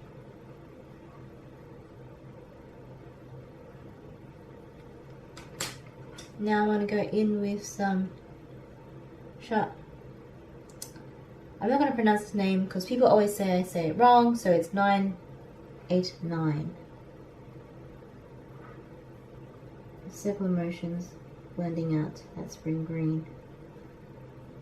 It's going to be very quick. And then I'm going to fill in with the yellow green, which is 1004. I'm not pronouncing the name because I'm going to butcher it or someone's going to pull me up on it. So that's why I didn't do it. Alright, now we are going in with pink. I'm going in with Deco Pink, which is 1014. I'm going to do a flat layer on the nose and a bit in the ears here. Blending it out.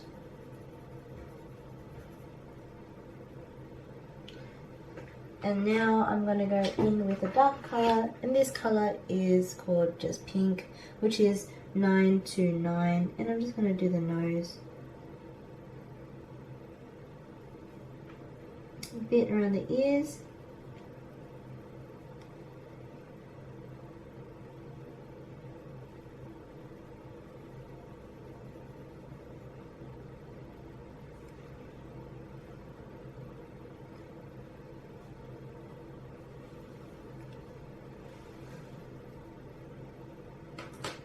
Now we're going to burnish with this white on the nose. There we go. That is the cat.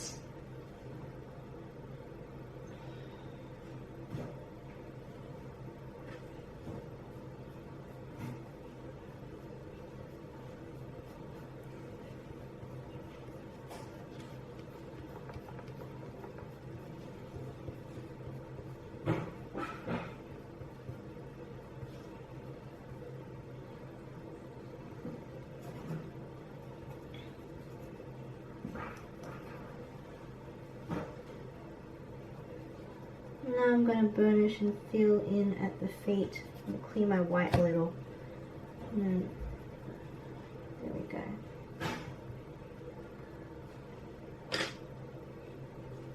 Alright, okay.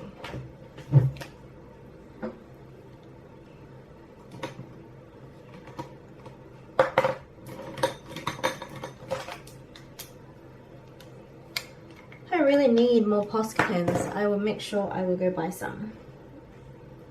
Okay, going in with a white gel liner. I hope this works. Oh my god, it does not. Alright, that's one of my crappy ones. Let me get my good one.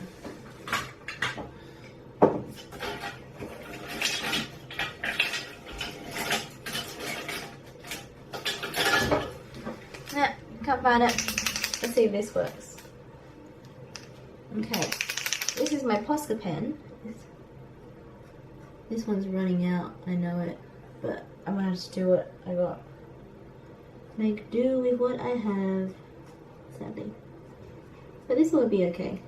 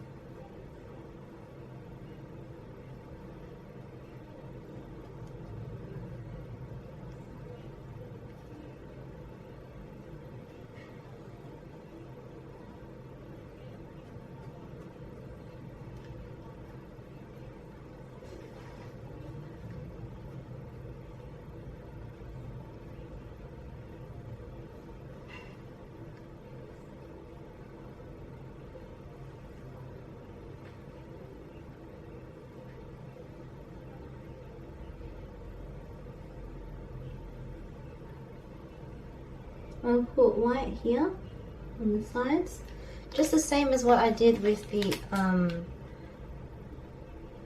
female as well.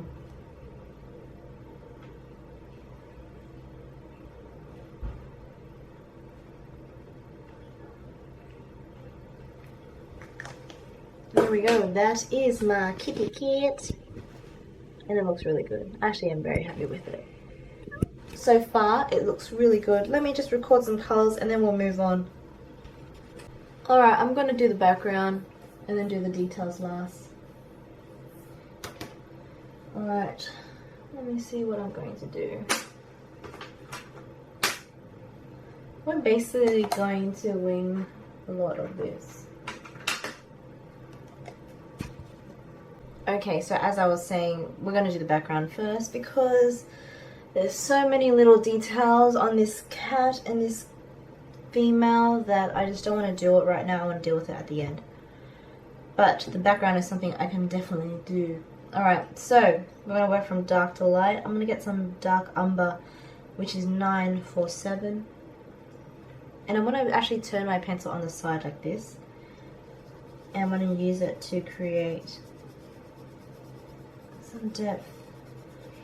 I'm actually looking at the original reference image, or the original painting, and I'm using the background as a reference.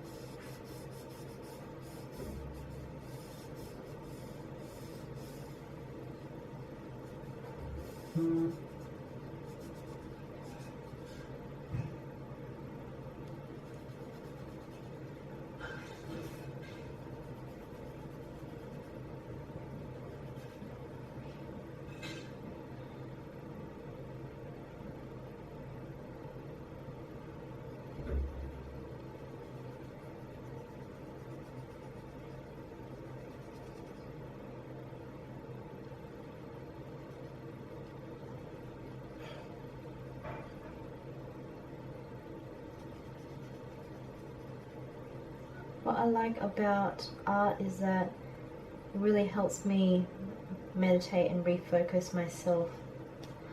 You know, all the time when you're living life, everything's just so overwhelming, emotions are so overwhelming, you know, it's just hard.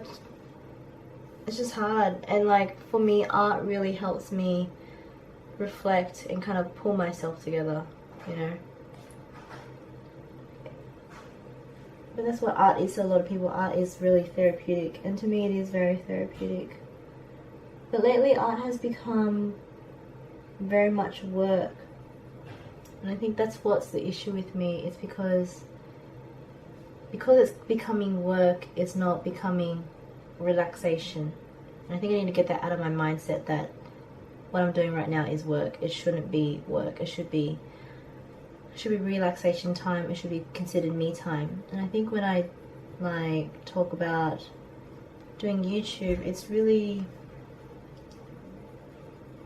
work. I always consider it work orientated, when it really should be me time. It should be relaxation. It should be creating something beautiful that you're proud of. And when I'm in the moment, it is, but when I'm out of the moment and I'm working or thinking, I always consider it at work. I always consider it work when I plan. But really, I should just have the whole relaxation approach, you know. And that's why a lot of the times when you're in your career, you know, it really drains you. So your passion, it burns, like in your work life, you get really drained, you know, and so much drained that you start to lose your passion about your work. Where right now, YouTube is sort of not my work, but it's also a passion at the same time, and that's because there's no structure. I am my own boss. And because of that, I'm creating good work because I'm still passionate about my work, passionate about what I do. But at the same time, the way I'm approaching this is really work orientated, which it shouldn't. And that's what really like overwhelms me and stresses me out, which I shouldn't, you know. Like, you guys are never pressuring me to finish this stuff or wanting something every day, every week. You know, I always give it at my own pace, and you guys appreciate it as well. So I should never really push myself or feel like I need to, you know, work so hard. Anyway, the next color is Artichoke, which is 1098. So as you can see, with that dark umber, I really just laid down shadows in a very loose manner. And it's because the background is a very loose, painterly look compared to the image in the front. So going again with Artichoke, which is 1098, we're just going to run the color over everything and blend it up.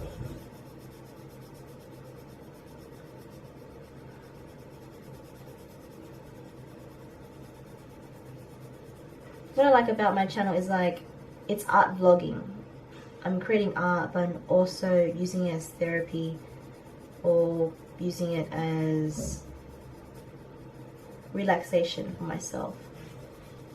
It allows me to reflect on my week and just where I am mentally.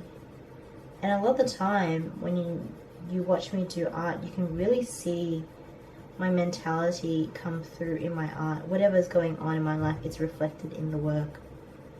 You know, good work is when I'm like at Zen, and where I have no worries. But a lot of the time, I see a lot of artists, like, they use art as a timestamp, or like they use art like a diary of whatever's going on in their life. Me, not so much. My art is never like that.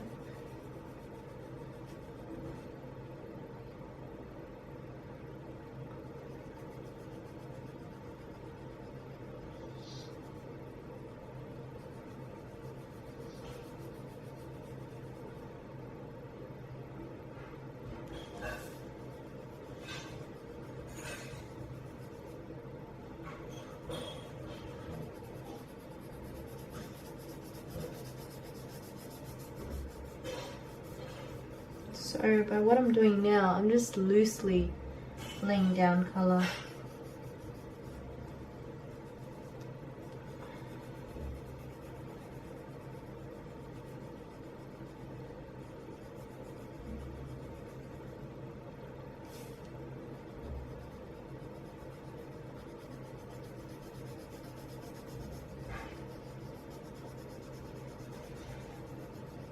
You know, I've also been thinking about where I'm going to take this channel, whether I've been looking to Patreon as well. I just don't know if you guys will actually like the idea of me getting onto Patreon, you know. Like, I've heard about it, and I just don't know if it's something that I should go into. Also because none of you guys have suggested me to, so I don't even know.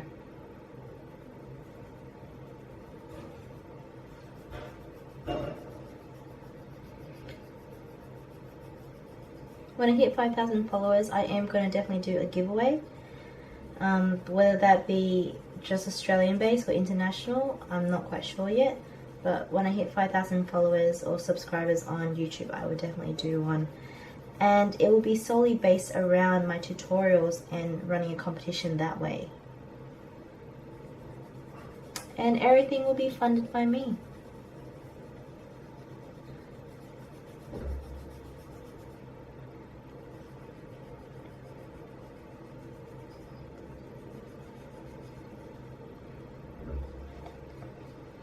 See the way I've done everything, it gives it a very, it reminds me very much of oil paint. And when you turn your pencil on the side, that's the effect you get. It's a very loose effect, but it's very effective.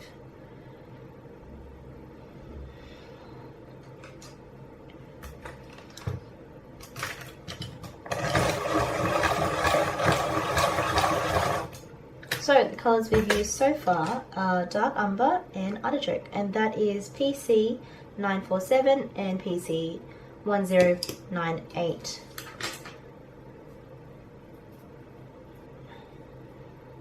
Alright, so the next colour I'm using is Ginger Root, and that is 1084. And again, using your pencil on the side just to lay down quick colour. Just do that.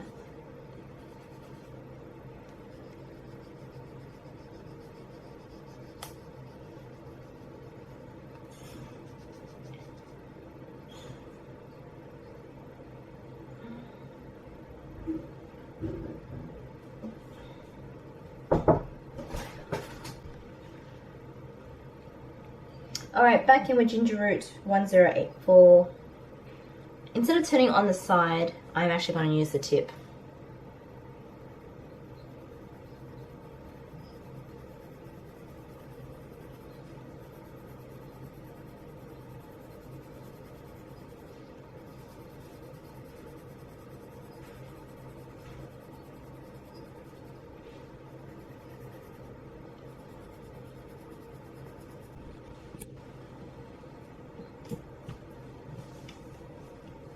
Okay, I had to change my battery and readjust my camera, but we are working with the background. Now with Ginger Root, which is 1084, I'm just going to tip the pencil upright, not on its side anymore. And what we're going to do with light application is just run a whole layer across the background. We're not burnishing yet, just so you know. And yeah, I'm also going to do this area up here. I don't know what this is. Looks like a building. I'm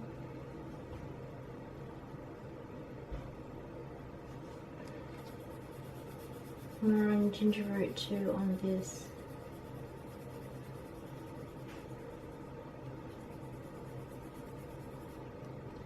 Alright, now with Lime Peel, which is 1005, I'm going to turn this on its side as well. Anyway, my mother interrupted me to give me some kale. Ooh, look at that. Nice and bright and green. Anyway, I'm going to get some lime peel. Ooh, better not put some pencil sharpenings in my drink.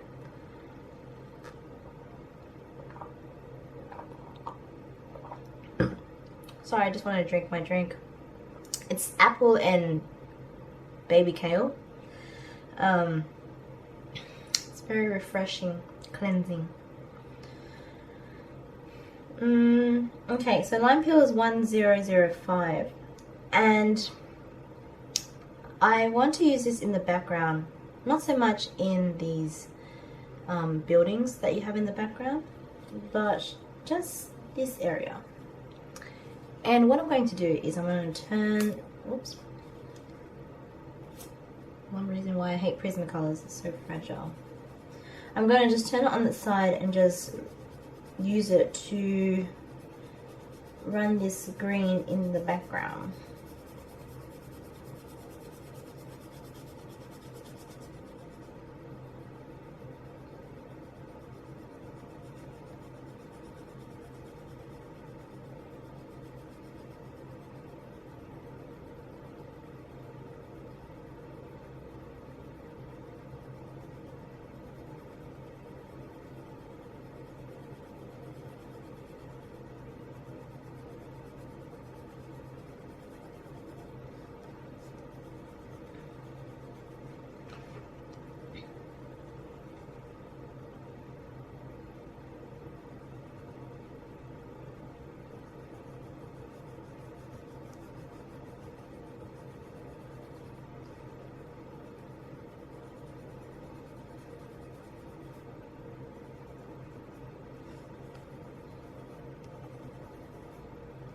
See, I'm doing everything really loosely.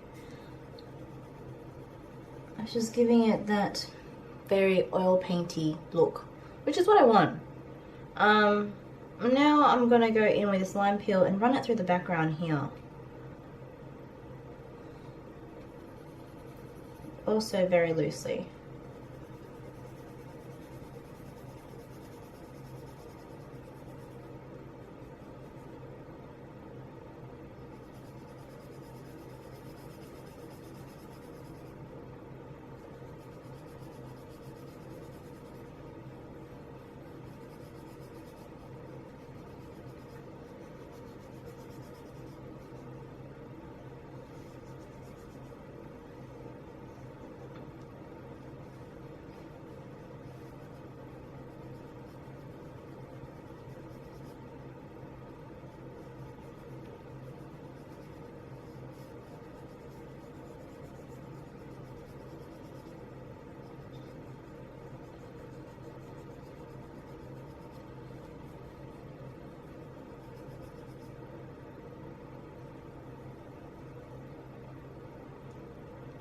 So that was lime peel, which is 1005, and I'm going back in with artichoke, which is 1098.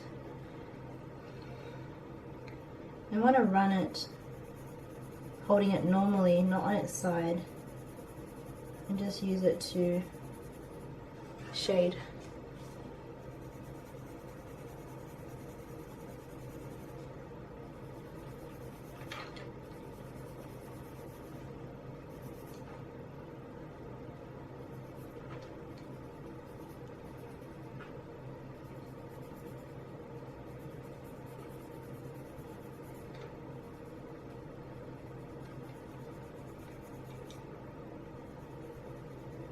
feel like with one of my last tutorials, Summertime Bliss, some of you guys might have enjoyed it, but I feel like it was rushed. I feel like I didn't actually love the piece, but I also noticed that I wasn't in a Zen-like mindset. And I think it was because a lot of the time my emotions really affect my art, how it turns out. Sometimes it's really good, really fluid, very structured, very vibrant, very dark, very gloomy. It's a reflection of what I'm feeling, I guess. The color palette selection is definitely a mood thing. But yeah. Other times it's just whatever. It's just very like natural, so you never know. But in some cases, my mood can affect how art turns out.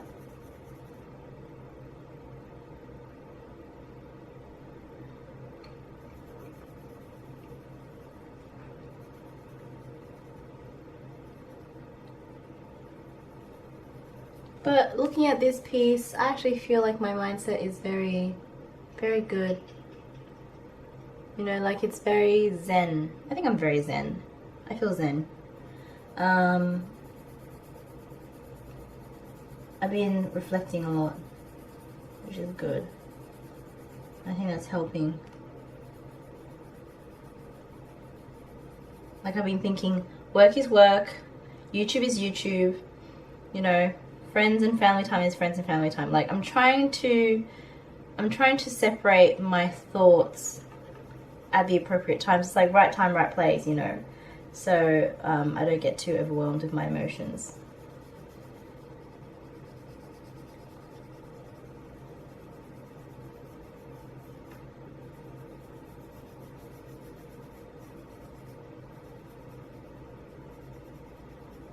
So yeah, it's really helping.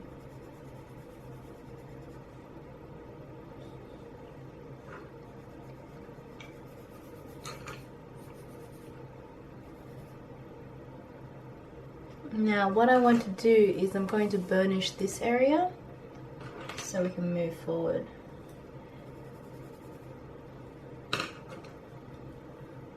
I'm going to actually introduce a little bit of a yellow tone in here, which is 1012, and that is Jasmine. And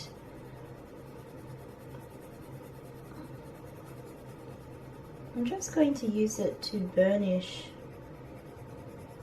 the darker areas.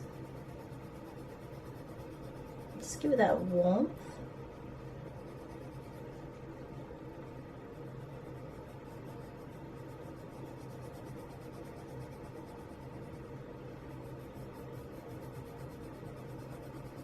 And I think you guys, when you're watching my videos, you can really tell when I'm in what is going on in my mind. Like one moment I'm talking about something and I'm happy and I'm focused on the work, and then other times I'm not even reciting the colors correctly, you know, like that's how distracted I would be.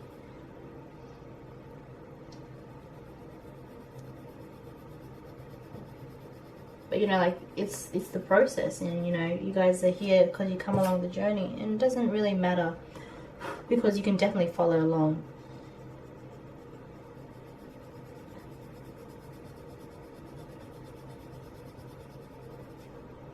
There we go. Yep, so that was definitely a smart choice, introducing that jasmine. Giving it that yellow tone has very much helped. It's given it a warmth.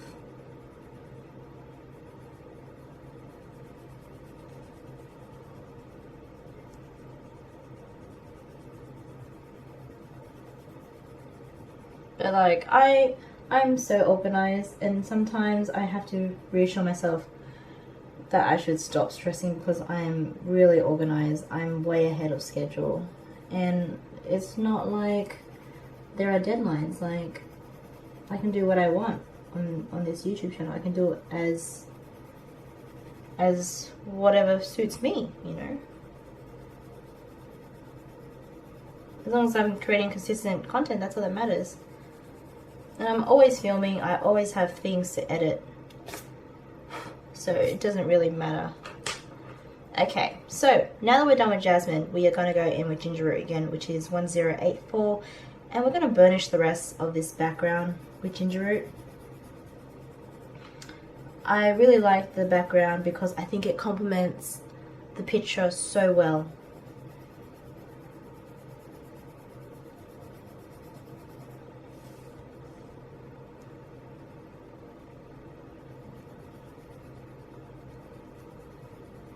You definitely have to be in a good mindset to start this piece, because I've been very hesitant to start this piece every time I look at it, but now I guess, yeah, I feel I'm very zen, and you know, I'm tackling it, and it's not getting me stuck. Like, I remember last week I was talking like I couldn't be bothered to do the piece.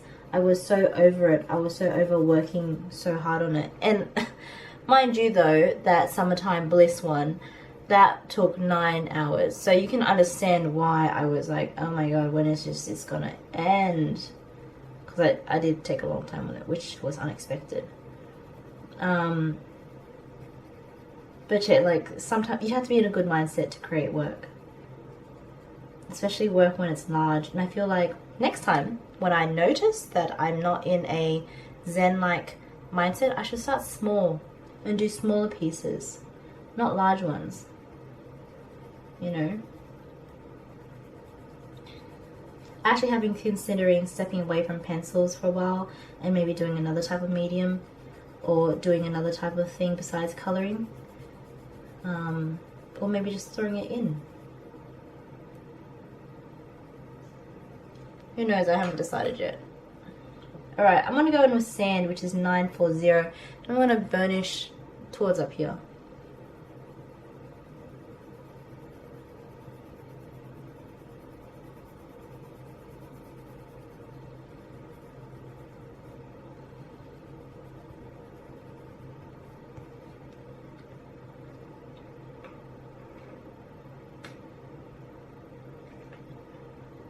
Okay, I'm going in with sand in the background. And I'm just going to do an even layer.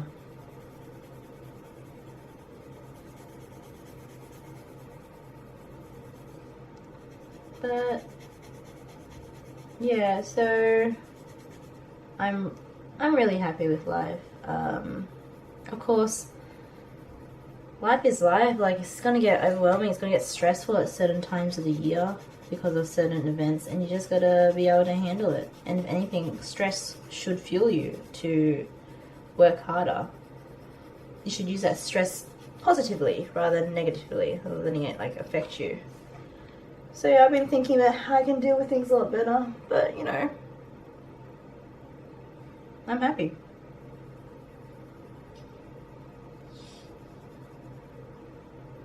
Alright, now that we're done with sand, I actually want to go in with a darker colour.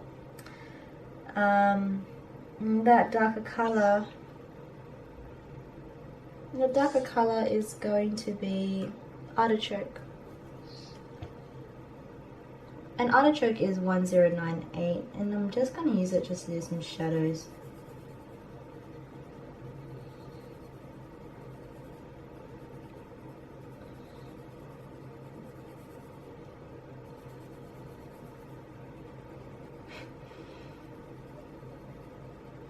You know I'm happy when I sing. Though I don't really share with anyone, but when I sing, I know I'm happy. Like, if you catch me singing in the shower or singing at home, I'm happy. I'm comfortable. I'll only sing in a place where I feel comfortable. No.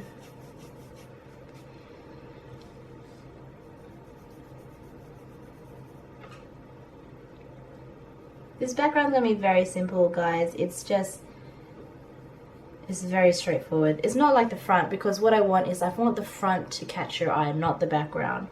The background is very like loose.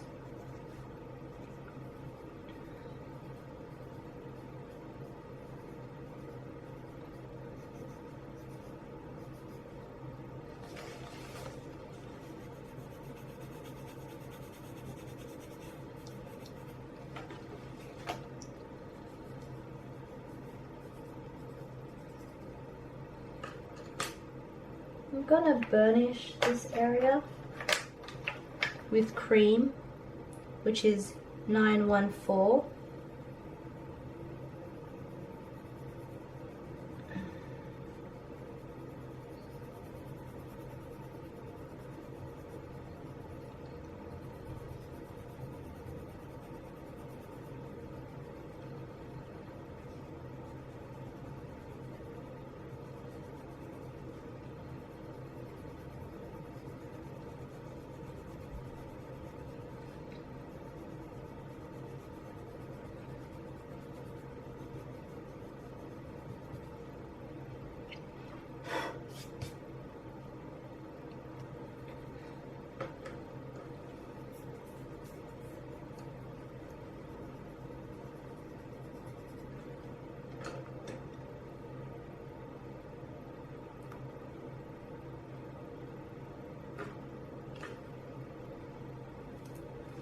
So we've done the background, we've done the temples. Now we just need to do this greenery.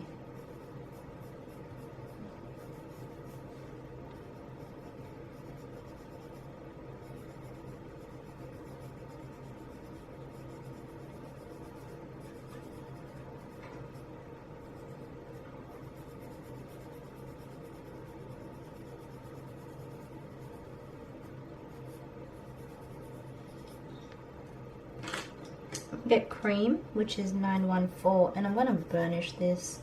I'm going to use it to create layers.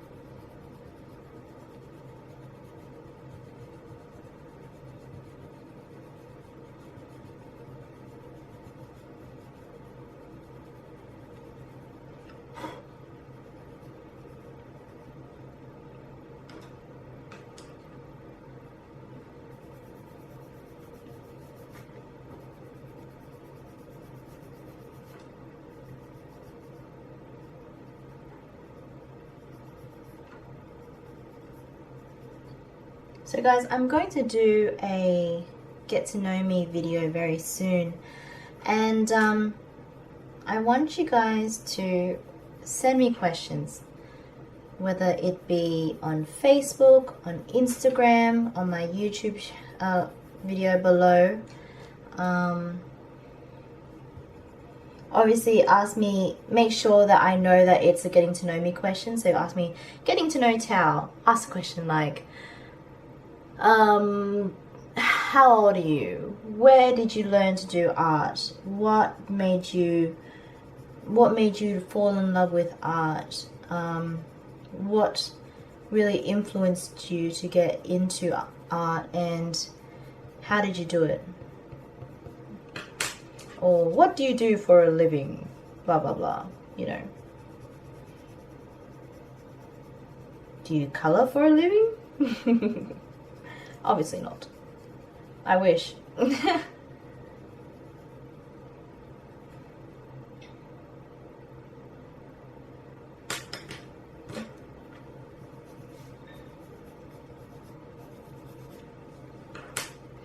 Cool. All right. Almost finished with this background.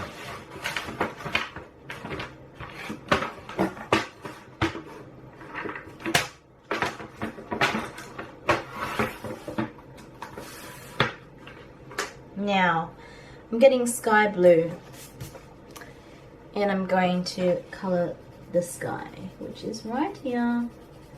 I was going to do a sunset, but I think not.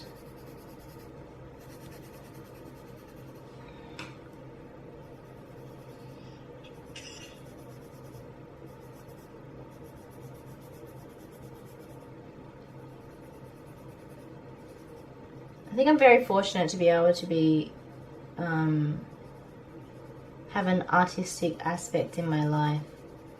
I have people who love and support me, and it's so amazing.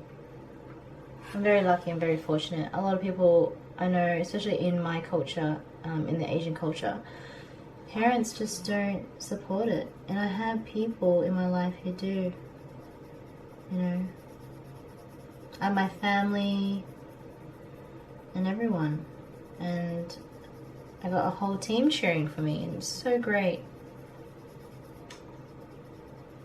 It makes me feel really lucky.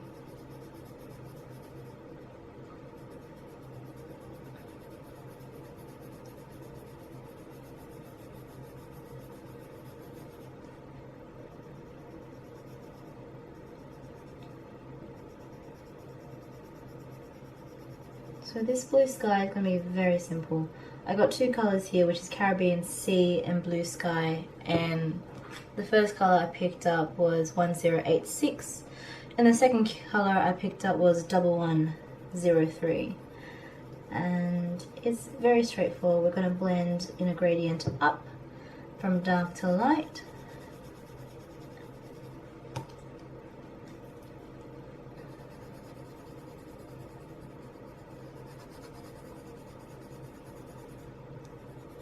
And we're going to burnish. We're going to burnish with white, actually.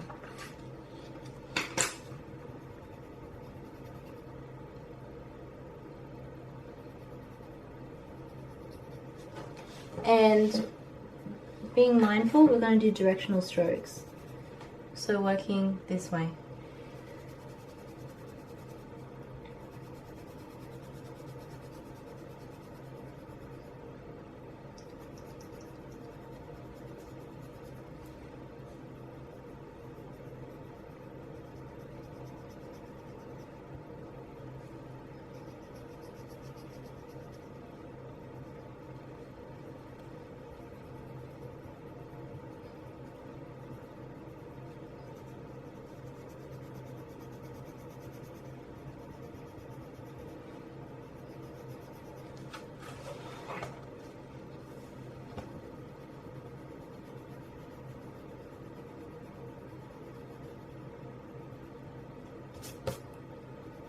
I know I said to do directional strokes, but I'm actually realizing it doesn't matter because you're going to blend it all together anyway.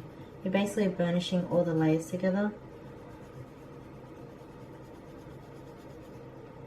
So it really doesn't matter.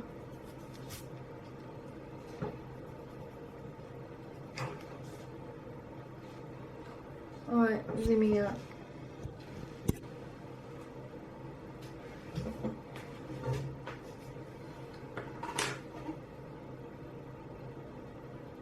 Let me record the colors and then we'll move on. Alright, there are a few things I want to do before I actually get into the paint. So I'm picking up ultramarine and I'm colouring in this cushion. And I'm using directional blending or directional shading. Directional shading is when you actually shade to the shape.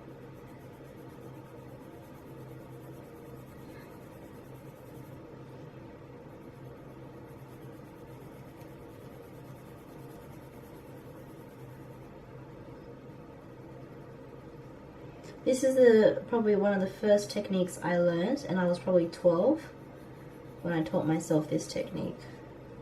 I actually taught myself this technique, and it was like my go-to technique when I was like young. I'm going to burnish with this light aqua, which is 992 over the 905.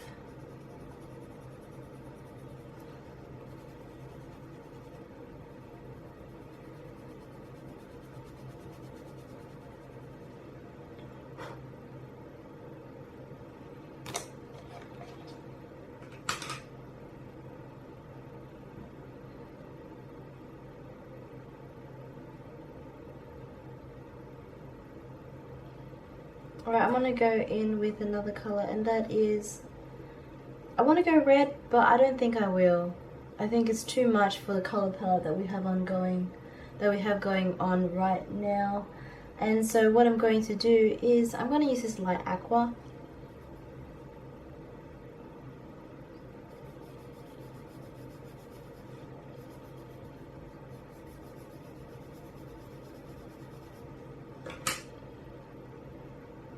And I'm going to get a light color.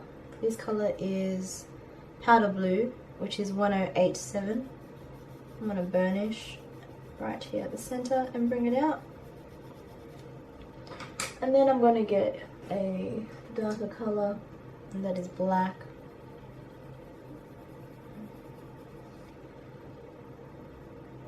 And then I'm going to get that light aqua, which is 992, and use that to burnish it and blend it down.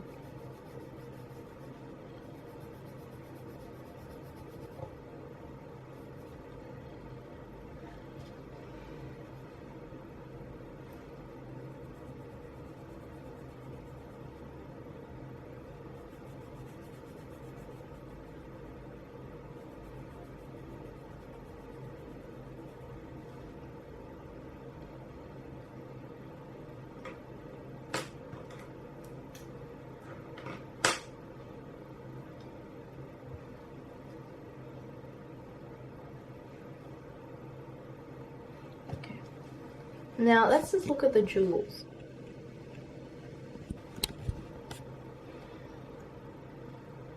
I'm going to get this aquamarine.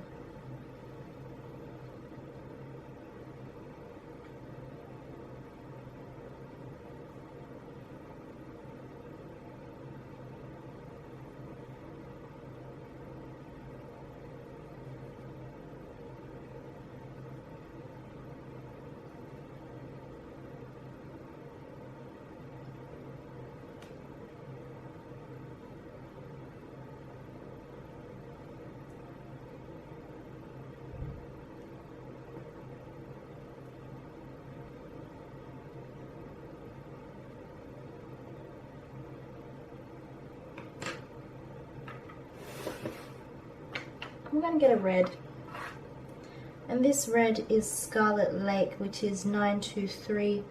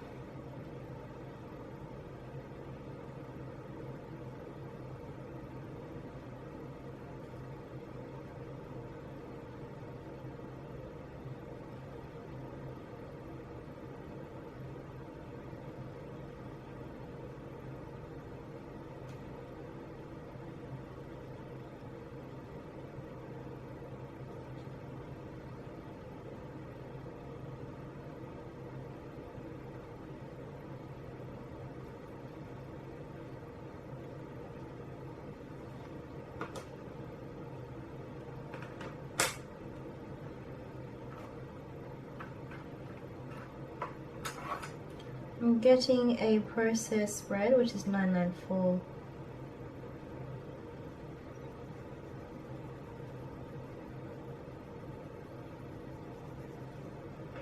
And then I'm going to go in with a blue. This blue is cobalt blue hue, which is 133. I'm just going to color these little dots.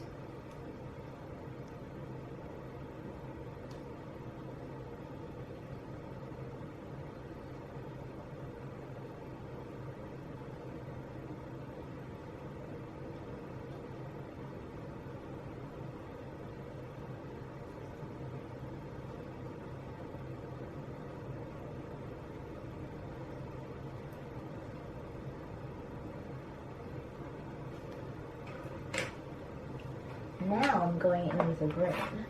This green is called Spring Green, which is 913. And I'm basically going to color these.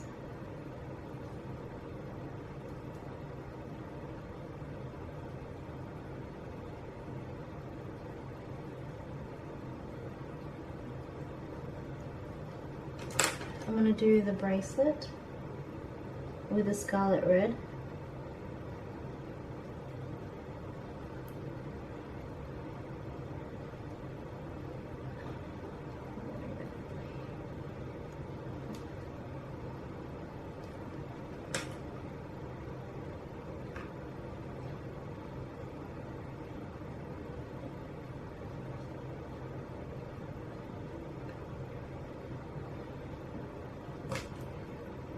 I'm going in with the black here and I'm just going to add some shadow.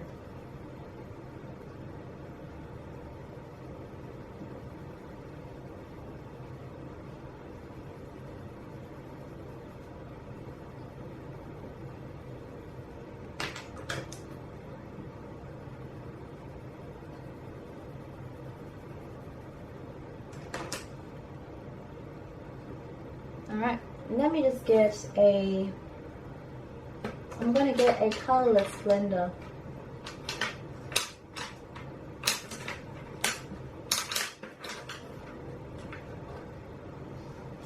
And I barely use colorless blenders, but we are going to use one today, which is 1077, and I'm just going to use it just to blend.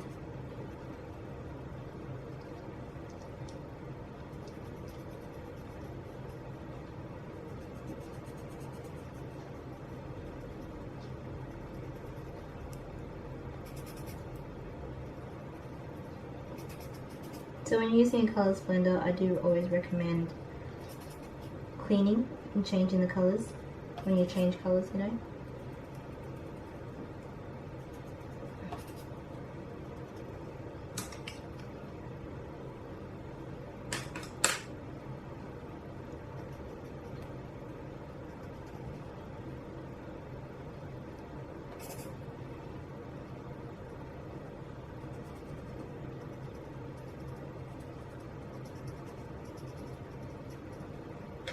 Alright, now to the fun part.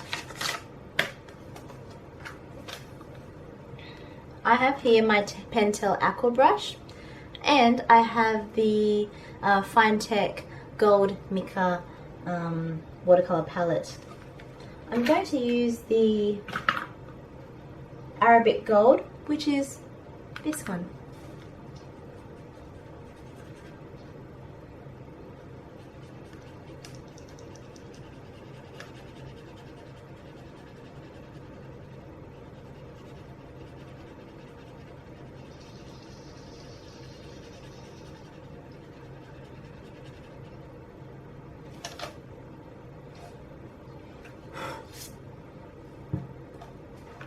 I'm going to do the colors around the neck.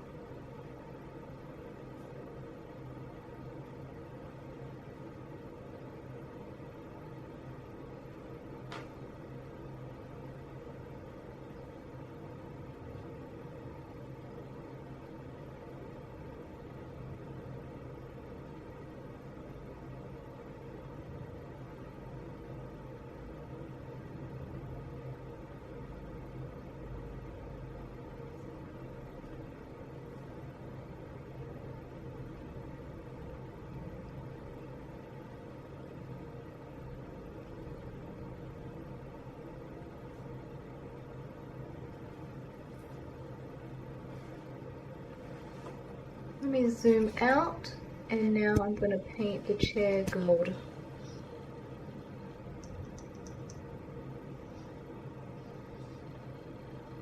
We are almost finished.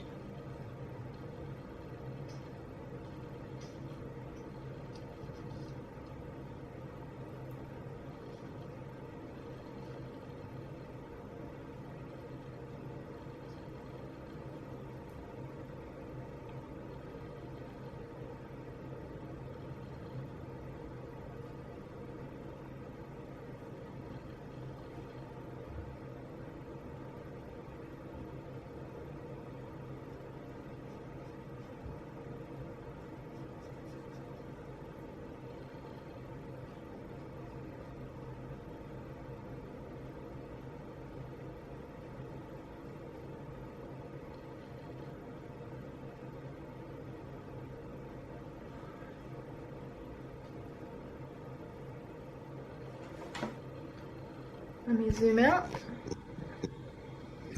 It's looking really nice. I'm actually really happy with this. I think to make it a bit more cool is I'm going to do a statue in the back.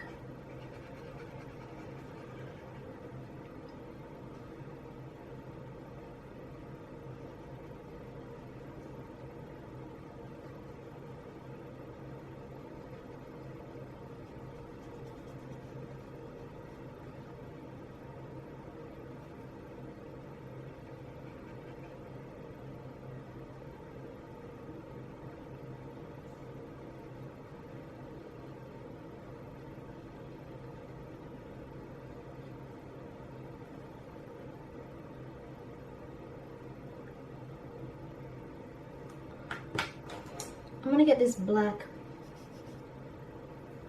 I'm going to run it over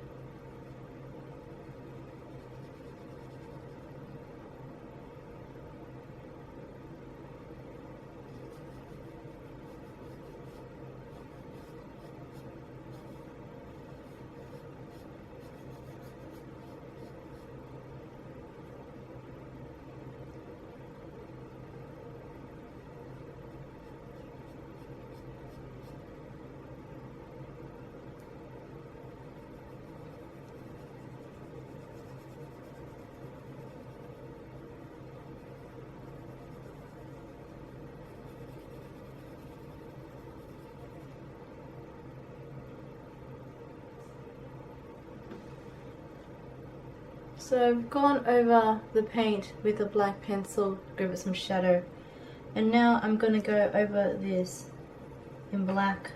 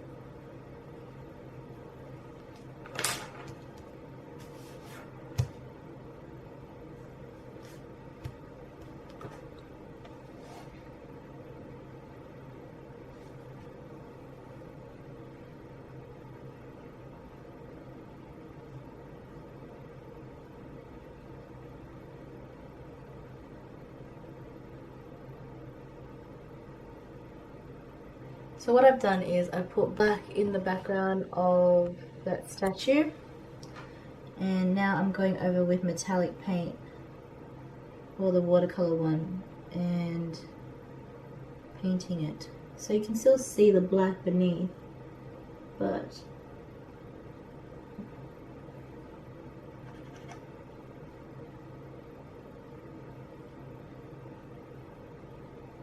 I want that metallic to show.